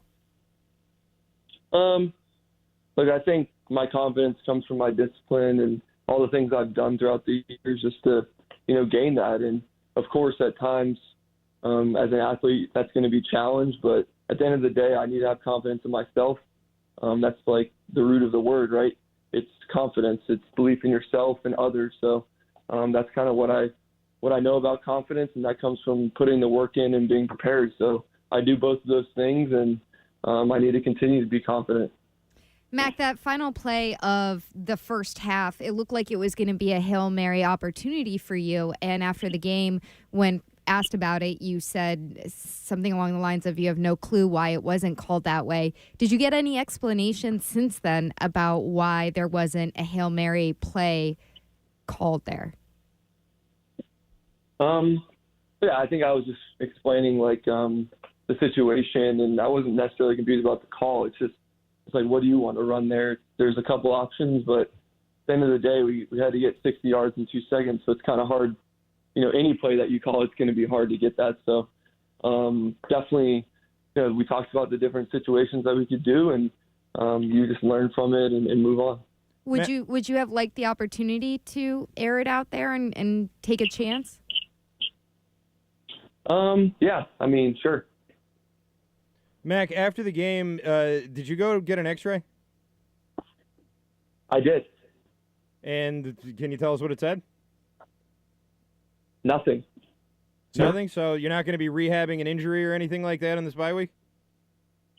No. Okay. You said after the game that you were dealing with something. Was it something physical? Yeah, I think, in a game there's things that pop up, but like I said, there's nothing serious that caused any issues. Patriots quarterback Mac Jones joining us here on WEEI, as he does each and every week. Have you been told you're the starting quarterback of the New England Patriots for the next game, Week 12 against the Giants? No, we haven't talked about that. Really, just today we watched the game film and kind of talked about the plans for the bye week. So we have practice tomorrow. So just see how it goes there. And, the bye week's a great time to work on things that you can do better. So that's what I'm going to do. When would you expect to get that answer? I really am not focusing on that, and really just focusing on, things I can control and focus on that. I've always done that, and I really need to improve, obviously, and that's what I'm going to focus on. Mac, the cameras caught a moment on the sidelines where it looked like you were having, or you were just getting some heated words from Bill O'Brien. How has your relationship with him as your offensive coordinator changed over this year? Oh, it's good. I always have had coaches who expect a lot of their players, and I love that. So there's a good relationship there, and I have no issues with him. Have you ever been taken out of a game in that situation before, where it was still sort of close like that? I mean, we obviously saw the other games where it was the game had gotten away. Had that ever happened before? You ever seen that before? No. I'm curious because the cameras caught you, Mac, kind of giving like a fist bump or dapping up Bailey Zappi going into the game. What was the message that you gave to him, if anything? Yeah, I talked to all the guys, and look, I've been on a different teams, and I've been in different roles, and I know one thing: I want to win. So I know that those guys wanted to win, and as a leader of the team, my job is to encourage everybody and let them know that we can win this game still. And we've been in a lot of games this year that are one score or less games, and that's important, right? To know that we can still go out there and win regardless of all the stuff that's happened. I talked about momentum. I think momentum can be great in those type of situations. So obviously it didn't happen, but at the end of the day, I was going to give the support to my teammates. Mac, we saw a report today just on Twitter that Robert Kraft was spotted in the locker room. What kind of support are you feeling from ownership these days? Yeah, I have a great relationship with Mr. Kraft, and I have a lot of respect for him and his family and what they've built here at the Patriots. And I want nothing more than to try and get this thing back on the right track for them and for the Patriots and the fans and everybody. So I have a lot of respect for them, what they've built, and I need to do a better job of being the quarterback of the team. Matt, I asked Matthew Slater something similar, but we know the game didn't go the way you wanted it to. How was the trip for your team? Was it something that sort of brought you guys together? Did you feel like maybe you needed to be brought together a little bit? How was all that? Yeah, it was good. I enjoyed Germany. I thought, the fans there were great, and obviously football is an international game now, so it was great to be out there with my teammates and the coaches and everybody. So obviously we want to win and come home with the win, which we didn't, and that was the most frustrating part. But I did enjoy making some of the memories with my teammates and coaches and my family and everybody, so it was cool. Quarterback question of the week is brought to you by Northeast Men's Health, the experts in men's sexual health with offices in Dedham, Marlborough, Woburn, and Salem, New Hampshire. You can visit northeastmenshealth.com. You were asked in Germany, Mac, about working with a mental coach, and you confirmed that you've had a few different people that you've worked with since you were young. Is that a sports psychologist? Is it something less formal than that? And how did that come about? Yeah, I think biggest thing is everyone that plays sports, has someone in their life that can impact that. And I'm definitely been fortunate to have people that have helped me. Is that part of your routine, like a weekly thing, or is that as needed? Yeah, I have a good routine, so I definitely keep that weekly and make sure I stay on top of it and all that stuff. Matt, going into this bye week, you're third now as a pro. Do you have any different approach to this particular bye week than ones in the past? I don't know yet. I think, like I said, I'm still focused on having a good day tomorrow, having a good practice, and trying to iron out some of the things that I can do better. So I haven't put a lot of thought into it, but my mind's always on football, and that will never change. All right. He's Patriots quarterback Mac Jones. He joins us every week here on Jones and Mego with Arcan on WEEI. Mac, we appreciate the time. Enjoy the bye week, and we'll talk to you soon. When someone accidentally threw away the school play costumes, oh no! Replacements were shipped with FedEx. And with picture proof of delivery, everyone could focus on the perfect opening night. FedEx, where now meets next. For residential delivery only. And now, great moments in history. I don't think that Matthew Stafford's a sure thing right now. And I like Matthew Stafford. Yeah. I mean, Fred's going to make fun of me, but I love him. I think if you get him in, you can find out exactly what you have with Baker Mayfield I guess in the last 5 weeks. guess This is a guy I think could really thrive in my offense. No, this is a guy that he's not a fit at I all. guess if you're saying that Stafford's not a sure thing, then okay. Yeah. But I mean, how can you say Stafford's a sure thing? Oh, I didn't know the injury was that, like, he was possibly out for 2023. Oh, no. He's not going to be out for 2023. He may decide I'm not playing anymore. Okay, well, either way, he's not a sure thing. Like, I'm just like, I'm not saying that there's any reports that say that Matthew Stafford might not play next year. I'm saying the guy's in his late 30s and has a spinal contusion. I think he might say, you know what? I got lucky. I'm getting out. Yeah, so he's not a sure thing. Yeah. So in McVay's mind, he's not sure. He's making it a report. I'm not reporting this. That's another great moment from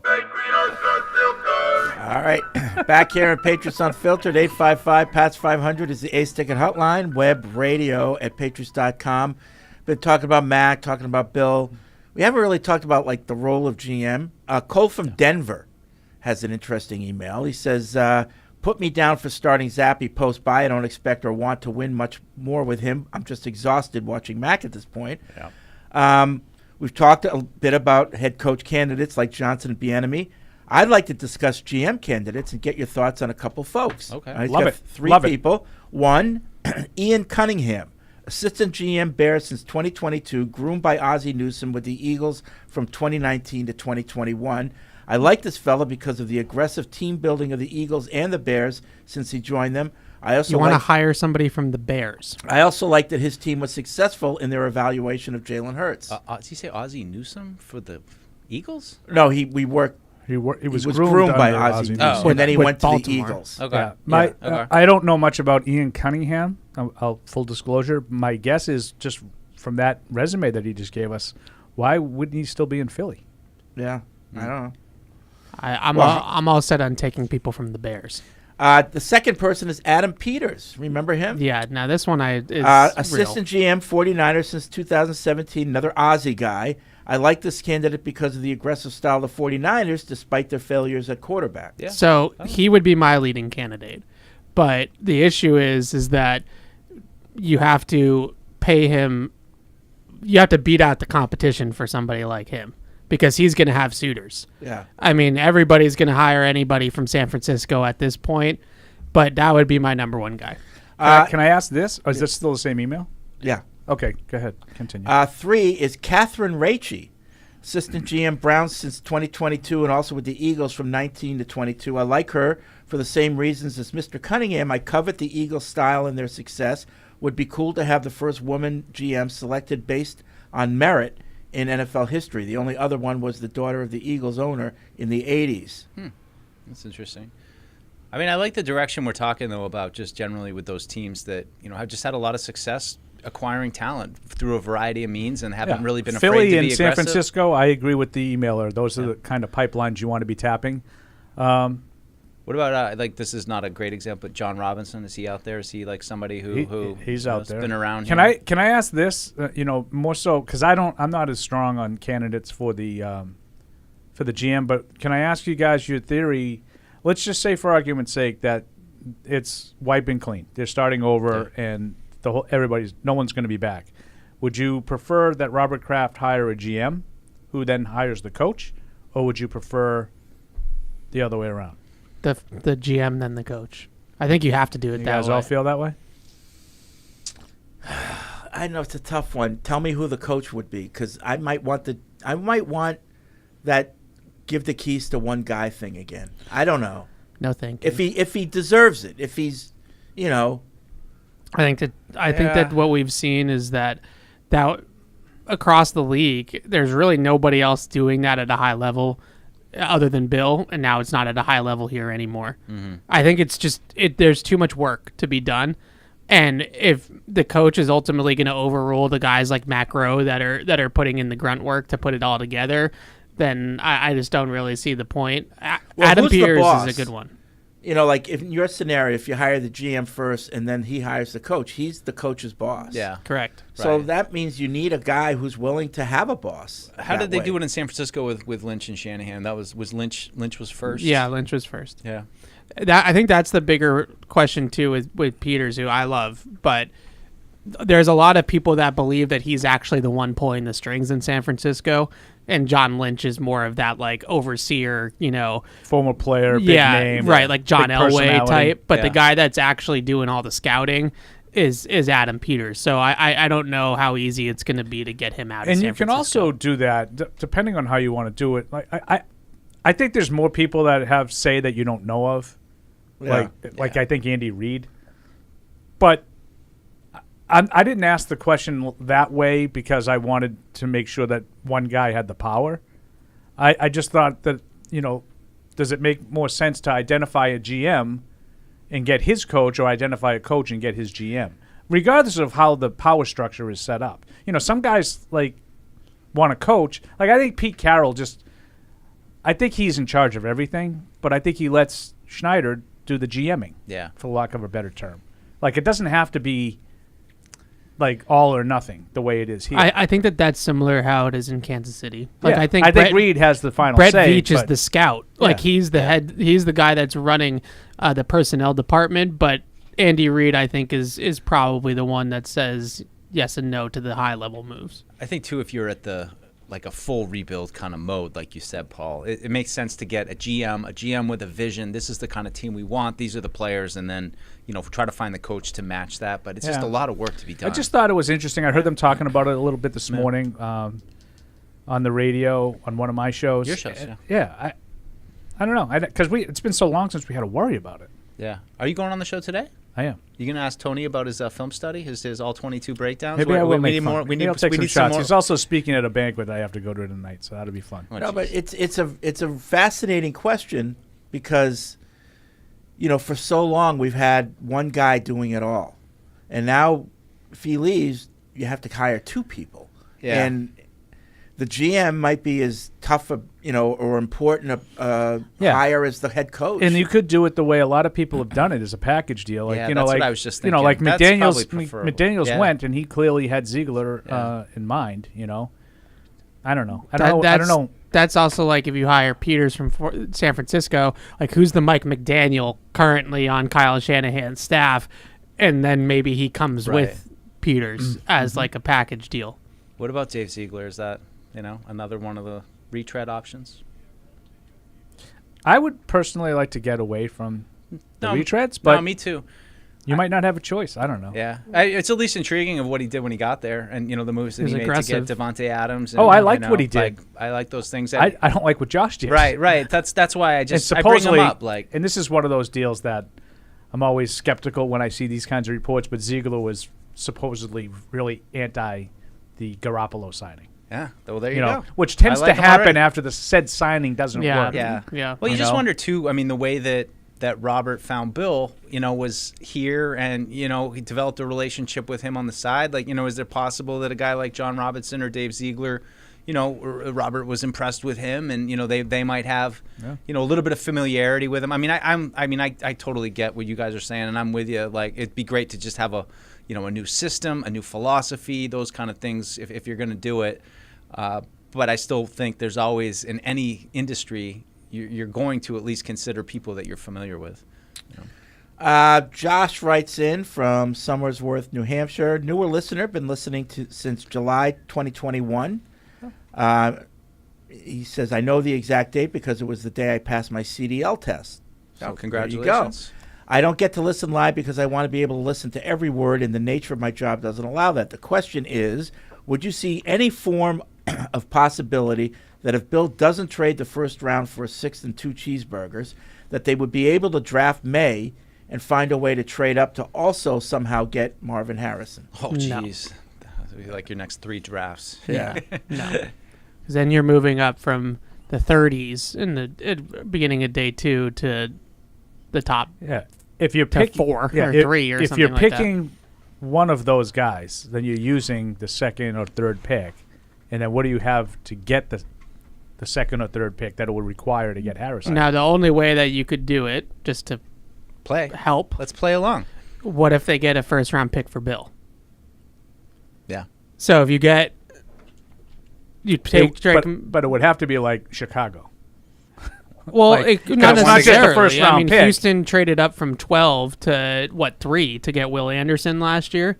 Yeah. So, if you got a mid-first round pick for Bill and then packaged the rest of your draft pretty much, I think the bigger problem with, a guy like Marvin Harrison in particular is that, the line's going to be out the door of teams that are going to be trying to trade up to that pick. You're right. It could be like Washington could have that kind of a Midland pick. Yeah, but if you're sitting at 3 and for some godforsaken reason you don't want to take Marvin Harrison Jr., then there's probably going to be 8 to 10 teams on the line that are going to be trying to trade up into that pick to draft him. So it's going to be a bidding war. But I thought of how could you do it? It'd be getting the most in return for Bill. Matt Framingham emailing from the top of a building in a motel, waiting for my crew to show up so we can get to work. On the subject of 20,000-foot views, I think it's time for me to have a discussion about Bill O'Brien in the end of the college football regular season. It's near, and that means jobs are open. He has no punctuation. It's just one big paragraph. Not surprised if what happened in Germany, Bill leaves to take a college job. I feel like he sees the writing on the wall, and he might be coming to the realization that this is not the place to be. I have no sources or anything like that. I'm just saying when the Titanic is sinking, everyone is ready to swim to refuge. I mean, it's a good question about where his head's at. I mean, I also just think that there could still be opportunity here, for him. He's from here. I'm sure he's enjoyed being back in the area where, his family is and everything. So, but it's hard. It's hard to know. I mean, it's certainly a new regime could come in and say we want someone who's going to install the offense of the head coach, not your Bill O'Brien's offense. I think that's the biggest thing is that if you're Bill O'Brien and you know that Bill Belichick is on his way out, if they hire Ben Johnson, then you're out of a job. So before the musical chair stops, you might as well jump on to another job before that happens. I'd find it hard to believe that he would be back if Belichick isn't. Do you think Bill O'Brien still has a lot of teams that are college teams that are interested in him? Yeah. College, I think so, yeah. Yeah. I'm surprised that he hasn't gotten more attention for head coaching jobs because I don't think his track record is bad. I mean, it's mediocre. Yeah, he's there a while. I mean, but he developed some players. Yeah, he was there for a while, and he was okay. Yeah. So I'm surprised he hasn't gotten a second sniff yet. Chad in Atlanta, I emailed into the Germany show asking what Bill could do to keep his job if it was hypothetically in danger, and you all basically agreed that putting wins together and keeping the locker room together would help. Well, another loss and another player down, Jack Jones, is making me think Bill could be gone after this year. When does ownership start licking their lips at that number 1 draft pick? And do they really want Bill to be a part of a new rookie quarterback? I don't. Well, you got the You don't? No, the emailer. The emailer says that. I thought that was another Fred. You got the toilet bowl coming up right after the break. I mean, it's kind of like this game is ridiculous. Like playing the Giants. The only thing that would be better if it was like week 15. Right. Like I mean, it's talk about a game where you're gonna be looking at silver linings. Do we want to lose? Yes. Which team wants to? You do want what to lose. team wants to lose more? I'm kind of glad that this game is on the road. Oh, me too. So Me our too. reactions are not. I could just see like one of these. I could just see someone like throwing out a phone like Patriots.com during the loss. Right. Yes. No, I just not having it here like that. Tommy energy, DeVito touchdown. Yes. Yeah, right. Like that kind of game. You know what I mean. You're doing the Napoleon Dynamite. It just the energy in this. I wouldn't want it. I wouldn't want like that. Like the Giants score and the Patriots are all the fans are all. I don't even clapping, think of the fans, but you will get some of that with the fans too. Oh yeah, you're gonna get. Yeah. First overall. We're still a little ways away from that, even if they lose to the Giants. Make that pick. New creative cheers against. You just need one or two. Like it doesn't. Both of those guys are franchise caliber quarterbacks. You just need one of them. I'm still so curious what that Jets game going to look like too in the last week. What do the Jets have to play for? Is there any universe that Aaron Rodgers is there any chance that Aaron Rodgers is coming back and they need a win to get into the playoffs?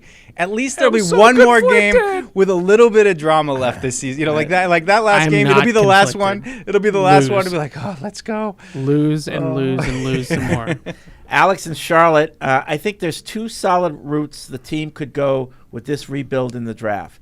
They could draft Drake May, Caleb Williams, and go all in to be the starter day one, while also find a day two wide receiver and offensive tackle. Sounds like most of you would prefer this situation than anything else, since the majority of you kindly pointed out the team should draft all three of these positions back in April.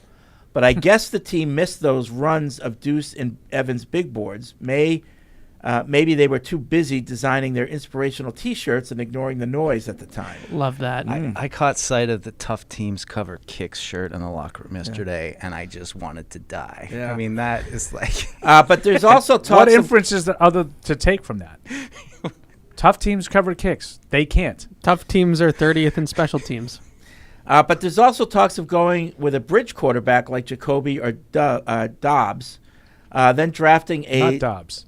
Dobbs? No. I'm not really interested in Josh Dobbs. Okay, I thought I mispronounced it. Caleb. No, it is how you pronounce right. it. You're right. You pronounce it Then right. drafting a late first-round day two quarterback to develop. If that's the case, then you can't pass up on Marvin Harrison Jr. or Brock Bowers with whatever the first pick the Patriots have.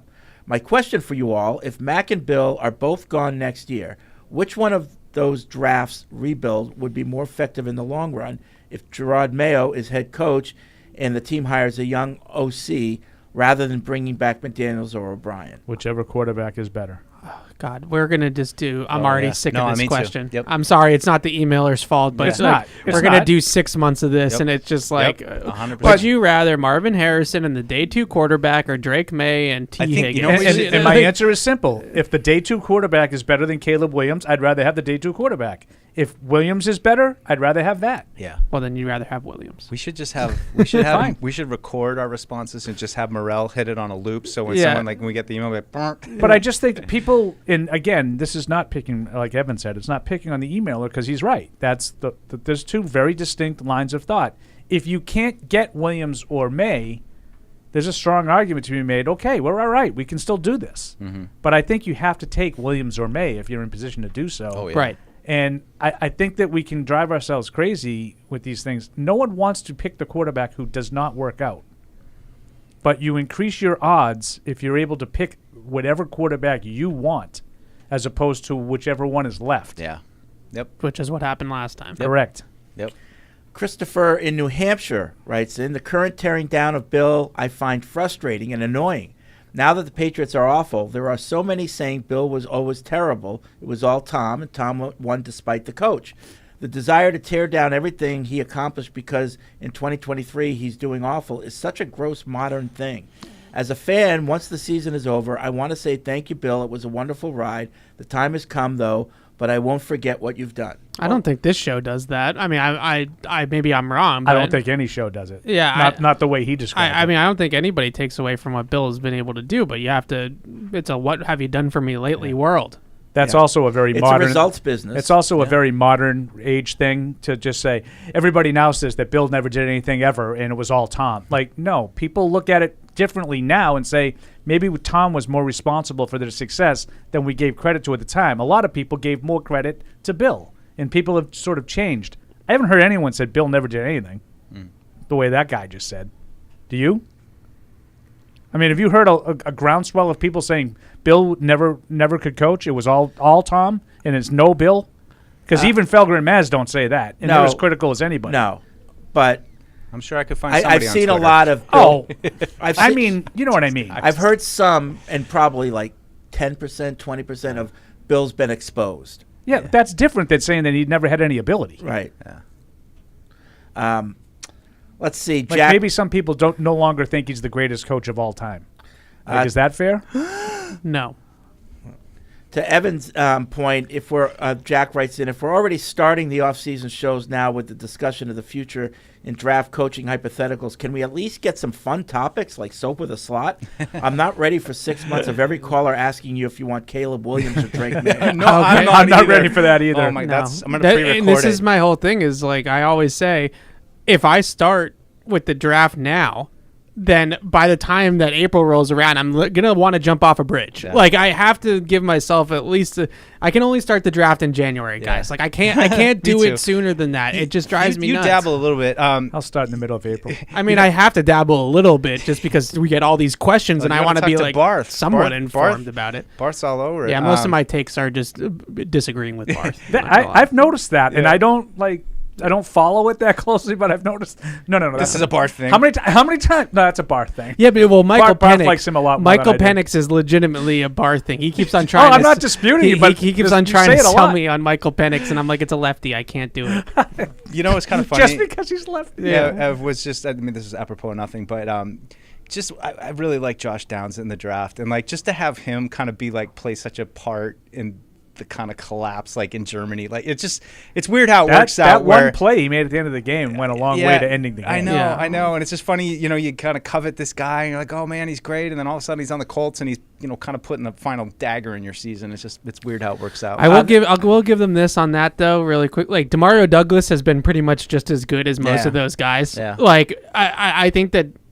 if that was how they viewed it, and I'm going to give them some credit. Yeah. So just if that's how they viewed it, was that we could have had Josh Downs in the 3rd round or Tank Dell here, or we can just take our guy Demario Douglas in the 6th, and it's the same player, then they kind of got it right. Yeah, They and kinda I did. haven't watched enough of the games.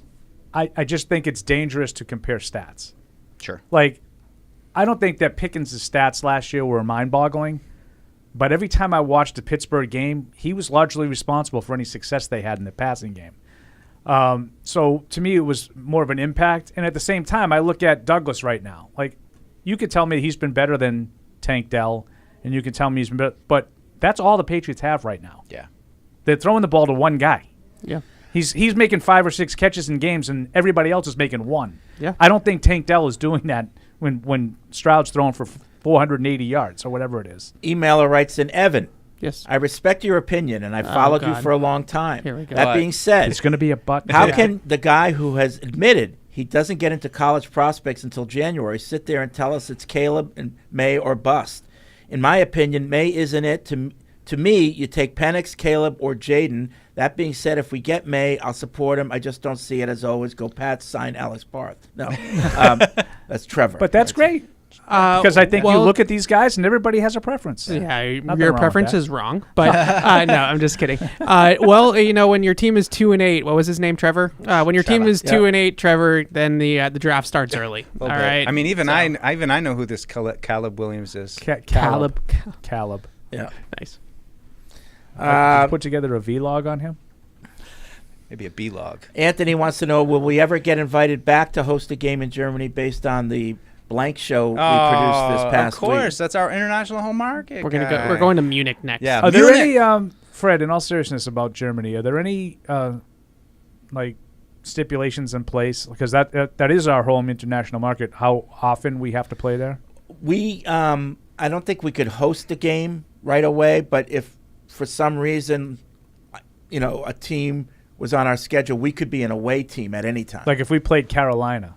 But equal chance of being an away team at a different international, like we England, could be there right? too, yeah. Well, I didn't know if there was any stipulations about how often you host as an international host city, how often you have to play. Yeah, there's only going to be one Germany game next year, and it's going to be back in Munich. And I would assume since Carolina was one of the original HMA teams there, now they call them global market teams, that they'll get first dibs next year. Mm-hmm. There was a lot of Carolina stuff around. And I don't think Frankfurt, Carolina's on our schedule next year, are they?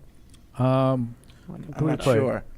So we already told the league, if you want to, put us as an away team, we'll go back, but we can't be a home team. Mm-hmm. I mean, we could, but I mean, you lose like $25 million if you give up a home game. Yeah, it's I think we play the NFC West next year. No, it's not. Yeah. So not unless Carolina. that's the team that we match up on the other division, no. Oh, we which got the I Niners. don't. The Niners here? It's Arizona, Buffalo, Jacksonville, Miami, the Jets, the Niners, the Titans, the AFC North opponent based off of where you finish in the division. 17th game is an NFC North opponent. Niners here? No, Niners. So in who's San our Fran. NFC South? Why'd you want it to be opponent? here? Why? Our NFC South opponent? Yeah. There isn't one. Oh, we don't pay anyone from the NFC South? Nope. Okay. Not the NFC South. Okay.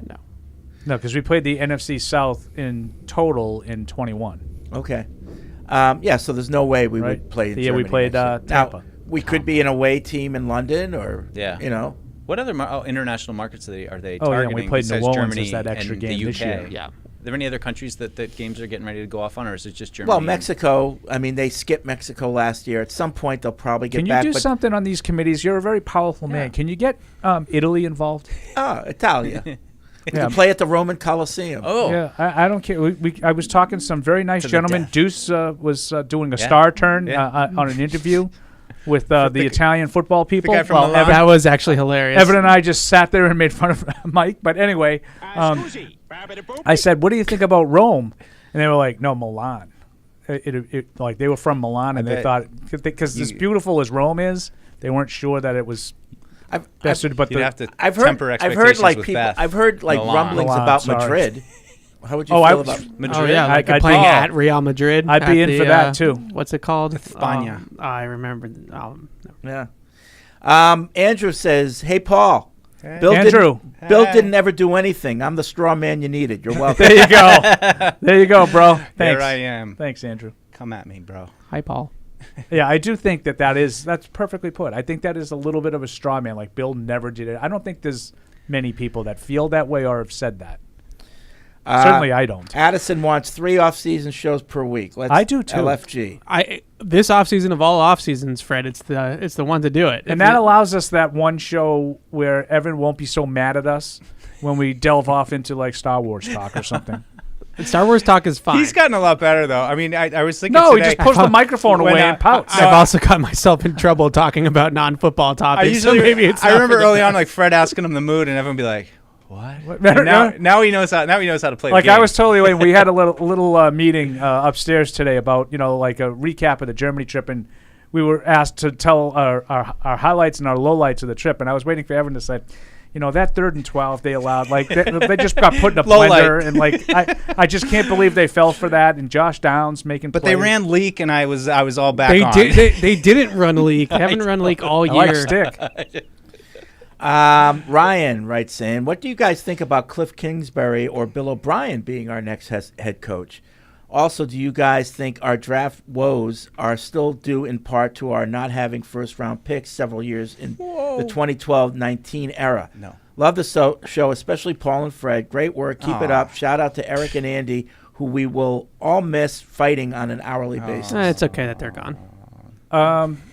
So several times they've missed first-round picks? Was that no. by several? Do we mean one? Yeah, and then They lost one for Deflategate, right? I mean, yeah, and then the Cyrus Jones draft, they had by choice. There's right, a difference, right? I'm trying. I don't to know. remember. Maybe I'm misremembering. You know me. So because he CTE. was there, he was a second-round pick, and he was their first pick in the draft. and they've had. I think Duggar was too, right? Yes, they traded but out. they traded down Yeah. to do that. That's By not choice. that's not having a first-round pick. Yeah. There's a difference. I mean, they don't, there's not a single member of the 2019 draft class still on this team. I will.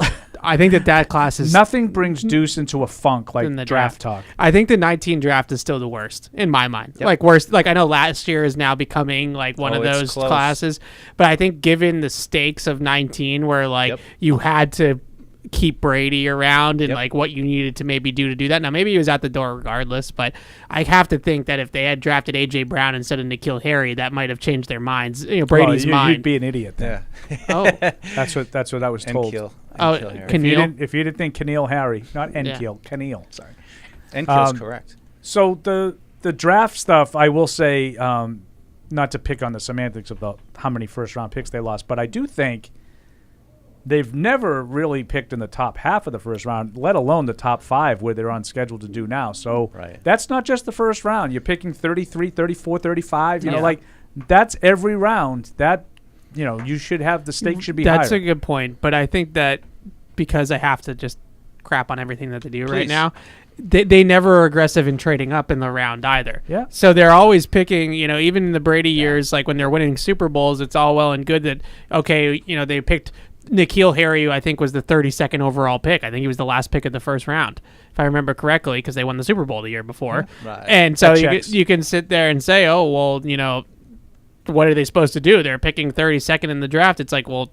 you can trade up. Like, that is allowed. You don't have to always just pick where you're picking. Or, if Bill really didn't think Mac Jones was the guy to begin with, which I think some people believe, then why weren't they trading up in that draft for Justin Fields or trading up in that draft for somebody else if that was the case? You're also allowed to draft guys to play in the NFL in the later rounds of the draft. That's okay, too. You can maybe find nothing some gems. brings Deuce to this dark place. In their defense, draft review. Some of the late round picks recently, Mike Onwenu was a 6th round pick. Right. Demario Douglas was a 6th round pick. Yeah. City So looks like he might be able to play. It was a 4th round pick.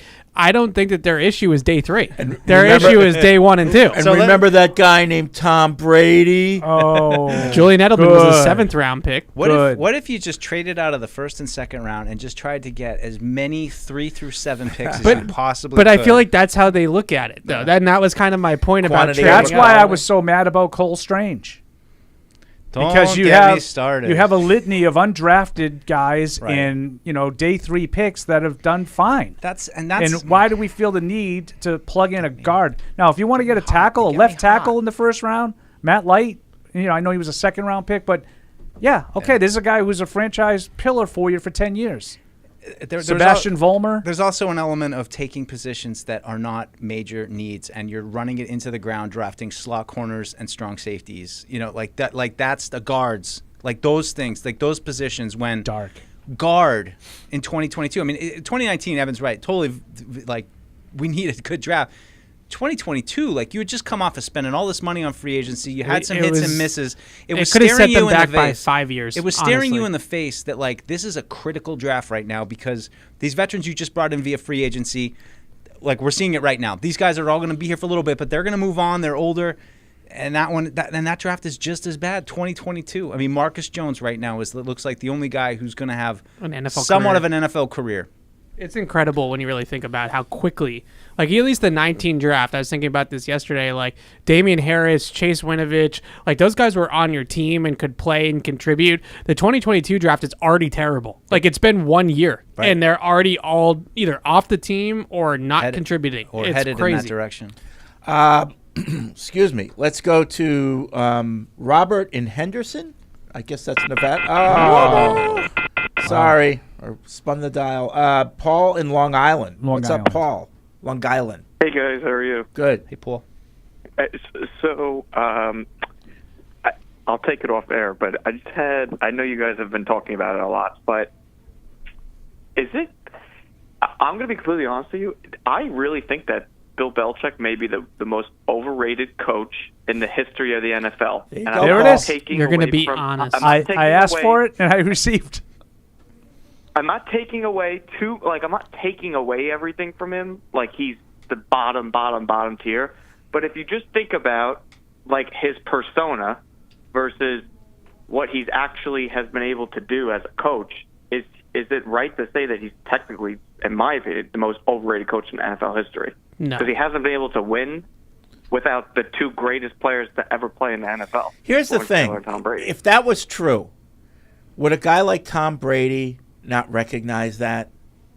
You know, 'cause I think he. I don't. But if you're Tom Brady and you're winning, do you really care? yeah, and what's in it for Tom Brady to say? You know what? He was the most overrated coach I ever. No, he I would ever never saw. say that, but he also wouldn't say how much Bill helped him. Yeah, I think he You probably know, would. and wouldn't. But a I lot- don't think it's fair to say And he's wouldn't the a most lot of other overrated players coach. that have said that he's so good? You know, players say that. I just look you know? at it as like, how many of these great coaches didn't have great players?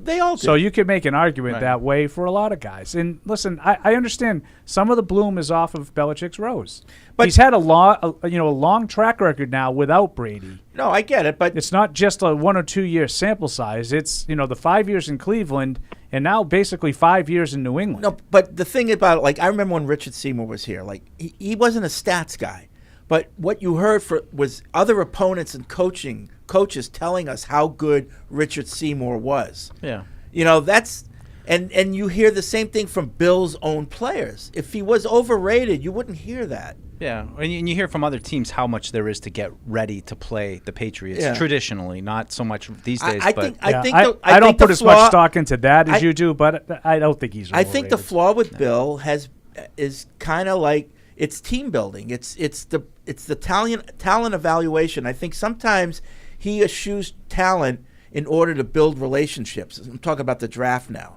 Like, this guy was, with Ferentz, or this guy was with Pat Hill, or this guy, and he'd rather help out his friends and draft guys from those teams Freddie rather with than Pat just Hill reference. I love it. just take the best guy, And the other thing about Bill is I think sometimes he likes to maybe dig a little deeper for a player, so that player will come in and be totally beholden to Bill, like forever grateful that he took me. David Andrews, for example. Well, Jack Jones, maybe that was the thought with Jack Jones. But that's when why you I don't put as initially much did it. stock into what the players say afterwards. But I think they owe their career. I to think one. some of those other things about Bill, that's kind of a flaw with him in talent evaluation. He thinks about that other stuff sometimes too much, and rather than just take the best player. I think there's a lot of But Fred, there's times where even listen, and I am the furthest thing from a football expert. I'm the fan that just watches. I'm not even on your guys' level, but I right. watch the You're draft not and I see him pick things, and I go, "What is he doing?" 3 years ago, or maybe 4 years ago now, I was literally praying that we would take A.J. Brown in the draft. He was Whoa. up. He was talking about how he always dreamed for playing for the Patriots. Nope. He N'Keal fit Harry. us perfectly, and they skipped him. And they took N'Keal Harry. Yeah. But there's a difference between But see, all these things we're talking though. about, and you might be right, Paul, but all these things we're talking about is not coaching. Right. I think when it comes to coaching, he is the best. It's this other part that But is. why don't reporters, and maybe you guys could answer this, but why doesn't he ever have to answer it? Because I would love to go to him and say, Bill, I'm curious. You do that. What did you see on film? You that you made you come N'Keal to the Harry press stand out conference more than and you A.J. do it. Brown? So have easy you? to say. I mean, in all seriousness, I'm asking this legitimately. Have you listened to a lot of press conferences? Oh, well, he doesn't answer anything. Right. And people have asked I know, questions. but Believe but me, I'm people saying, have asked even questions. But I'm just saying, in the sense of, I'm all about respect. You were respecting him, and I get that totally. And I'm not even necessarily saying they should fire him, because at the end of the day, I'm not saying that that's really going to solve a problem. I think that they should hire a GM, but I don't think it's going to solve a problem necessarily. But because I do think at the end of the day, he knows a lot about the game and how to do, coach and things like that. I think he's a better defensive coordinator than a head coach. But, I want to know, what is he's looking at film all day. How is it that me as a fan that doesn't watch any film could look at the draft and say, that was the worst pick I've ever seen in my entire life? But these people are studying it every day, and they don't even see that. Yeah, I feel that. I feel that too, and that's why Yeah. sometimes I'll I take feel. off the air, guys. All right, thanks, Paul. Thanks, Paul. I felt the Now same I'll way. take it off Of I mean, I feel like it's the same thing. Like I've been doing draft big boards since 2011. So what, 13 years of like looking at guys and trying to pick guys, and you hate to say, well, it's just you put a lot of time into I'm gonna it. start calling him Joel Bushbaum. He's basically a GM. But like when they pick guys, and you're like, what? But again, you feel it's- stupid because you're like, I'm on the outside. They have guys working 24 hours, watching all the film, and they go to Cole Strange's like mother-in-law and what she say about him, and they know everything there is to know about this guy. And you're just sitting there going like, I don't know. He looks like he's really small, and like, I mean, That's kind of what my reaction was when they drafted Marty Mapu in the 3rd round. Yeah, I think there's too much that he considers other than talent, and strengthening connections that he has with other coaches. But and, like the caller is saying he's the most overrated coach of all time. None of this has to do with coaching. Right. Like you're talking. That's my point. You're all talking about like player evaluation right. and stuff. Like now I will say I'm not going to try to go like all X's and O's on you, but like I do come think on. and it's funny because I was thinking about this on the drive to work today. I was thinking about the first thing I said, but then the other flaw I think he does have to do with coaching in his treatment of players and his sometimes draconian rules about, you fumble and, that's it. You're on the bench if you're a rookie, those types of things. I think nurturing young players, if they're not immediately right in tune with the way he wants things done, it's tough to recover from that as a player on a Bill Belichick team. And I think, maybe 20 years ago that was okay, but you got to. How many other coaches are like that right now in the league? Because I mean, Mike McDaniel would be probably like the polar opposite of just kind of a goofy players coach who's a little bit of a whiz nerd. And I agree though. I wonder if that message isn't just hitting this generation now, where it's really soft. disciplined, really hard. I think that some of those guys. I agree with that, by the way. But I think that there's still there's a lot of players, coaches that are coming in, but I think there's plenty of disciplinarians too. But I think that they have adapted more than Bill does with that kind of stuff that That's what I Fred's was talking trying to about. think of examples, I think Andy Reid is a Belichick kind of coach. Very demanding program, puts a lot of time into it. I think Kyle Shanahan's probably like that. I don't think Kyle Shanahan's a barrel of laughs to play for. Yeah. I think you look at the way he's treated his quarterbacks the last couple of years. What he did to Garoppolo, even, and not that he deserved, Brady treatment, but I mean they treated him like garbage at times. Like I don't think that all of these guys are all quote unquote like Mike McDaniel looks like a player's coach. He looks like he's sort of, and I'll be curious to see how that, lasts. Yeah. Well, how that endures, and because sometimes you start to lose control a little bit. I think Bill is Bill's best trait to me, other than game planning. Game planning, I think, might be number one, but the way he teaches the game, is unmatched. Yes, unmatched, and his ability to, I can't tell people how hard it is to watch a live practice and watch all 22 guys go through a rep and then be able to correct all 22 guys. And we've seen it in real time. Like go up to the guy and be like, your hand was here. If you put your hand there, then, like that type of just little details like that. Like you would be amazed by how much 4D chess he is playing in that respect. Like it's over everybody's head. The other thing his. you hear from players is how he teaches. Like coaching is teaching, and he's the best at it. He's able to simplify it and give each person their responsibility and explain it to them in a way that they completely understand it. If you want to make an argument that he's not as great as he's made out to be, you could probably make that argument, because who is? Yeah. When they're the great ones, like they get credit. But I would push back on anybody who questions his football acumen. Yeah. The other way thing, Evan said it, I've watched practices for 25 years and have been amazed at how much teaching he does on the practice field. Yeah. The other thing I question is when a guy who has talent starts to fall off the program a little bit, how much effort or ability does Bill have to one-on-one kind of bring that person back to the fold, or does he just say, I don't have time for that? Yeah. Is there an effort that goes into guys who, have potential but just aren't listening? Does he... Well, that's where my head went, because I think everybody should probably agree that like sitting down, trying to teach the game of football, he is probably the best. But right now, getting everybody, like there's the aspect of coaching of getting everyone on the same page and motivating the team, and I think right now this team is having trouble with those things. You know? I mean, like his meetings on Wednesdays, like the first game plan meeting of the week when he addresses the entire team, he gives like a synopsis of the entire organization of who they're playing. Oh, yeah. From the owner on down, and he talks about the coaching staff and their roots, like what systems their roots are in, and all this kind of stuff to try to tell the players this is their offense, these are their staple plays, this is their bread and butter, this is what we got to do to take away things.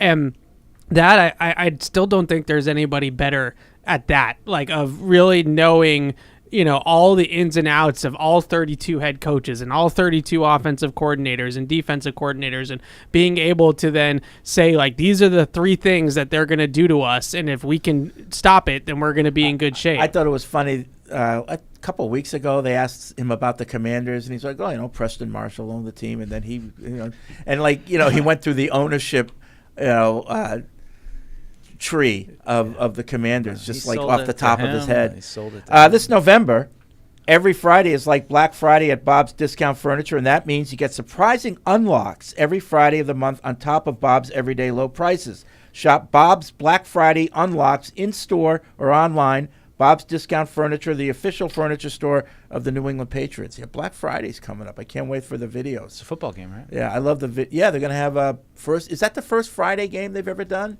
I think so. Yeah, I think so. Let's go to Eldred, North Carolina. What's up, Eldred? Hey, fellas, how y'all doing? All right. Well, I'm going to kind of piggyback off that other caller, the last caller. It ain't that he's a bad coach. It's just that, and I ain't going to say he's a personnel, you know, don't recognize. I think his thing is it's the money. You know, for A.J. Brown or A.J. Green or whoever, he won't pay that. And he thinks his system is it, you know. Yeah. And like he said a long time ago, I can get a top 15 quarterback to run my system. Well, they ain't named Tom Brady. Yeah. And I'll say this again. Every time a great quarterback leaves, not the coach, it's 5 to 10, maybe longer, but that team get back relevant. And like I said, the Cowboys, Steelers, 49ers, you know, until, you know, they start winning a little bit. But the Cowboys ain't got back yet. Yep. These have Buffalo. These have Minnesota. You know, so it's mainly the player and that main quarterback, and that's Brady. Yeah. I know y'all won't give Bill. I give Bill his accolades too, but like I said before, Bill ain't threw not one touchdown pass, led a 2-minute drive, and he'll admit that. Players there, yeah, Brady. Yeah, but that's that. That's true. I got a question for Thanks, you. okay. I got a question for you, Eldred. Is it a priority if they were to bring someone new that's somebody who wants to spend a lot of money? A lot of money. I know you can't pay everybody, but you need keep people in a certain position. And I'm tired of everybody saying we never had the people. You had the people. For the last 4 drafts, they're right there. He grabbed his people. You know, they've been there. You know, like they wanted A.J. Brown. I wanted DK Metcalf. And I guarantee you, if you got DK Metcalf the last year that Brady was there, Brady still be playing now. Because that's what he wanted, NFL wide receivers that can, you know, make them plays. And then if they'd have got Diggs, like when Diggs tried to get there, Brady still be playing, you know, until he retired. But it been with the Patriots. So That's Bill, true. you had the greatest player of all damn time. Does it Give hurt? him what he wants and you move out. Yeah. That's all I got to say. All right. You know. Thanks, Eldred. All right. Keep going, Mike. We'll end there. Oh, I like when Mike gets persnickety. Good show. We'll be back tomorrow. That poor caller. Is the playbook today? No Line playbook down. today. All right, but we have No the show playbook? tomorrow at noon, and then followed by Catch 22. Before, it'll be pre-show, 10. Oh, we're pre-show. just sticking with the Okay. change, so 10 o'clock All for right. Catch 22. All right, well, we'll see you tomorrow. Thank you for downloading this podcast. Subscribe on Apple, Google Play, and everywhere else you listen. Like the show? Please rate and review us. Listener comments and ratings help keep us high in the podcast rankings so new listeners can find us. Be sure to check patriots.com for more news and more podcasts. The world's original podcast.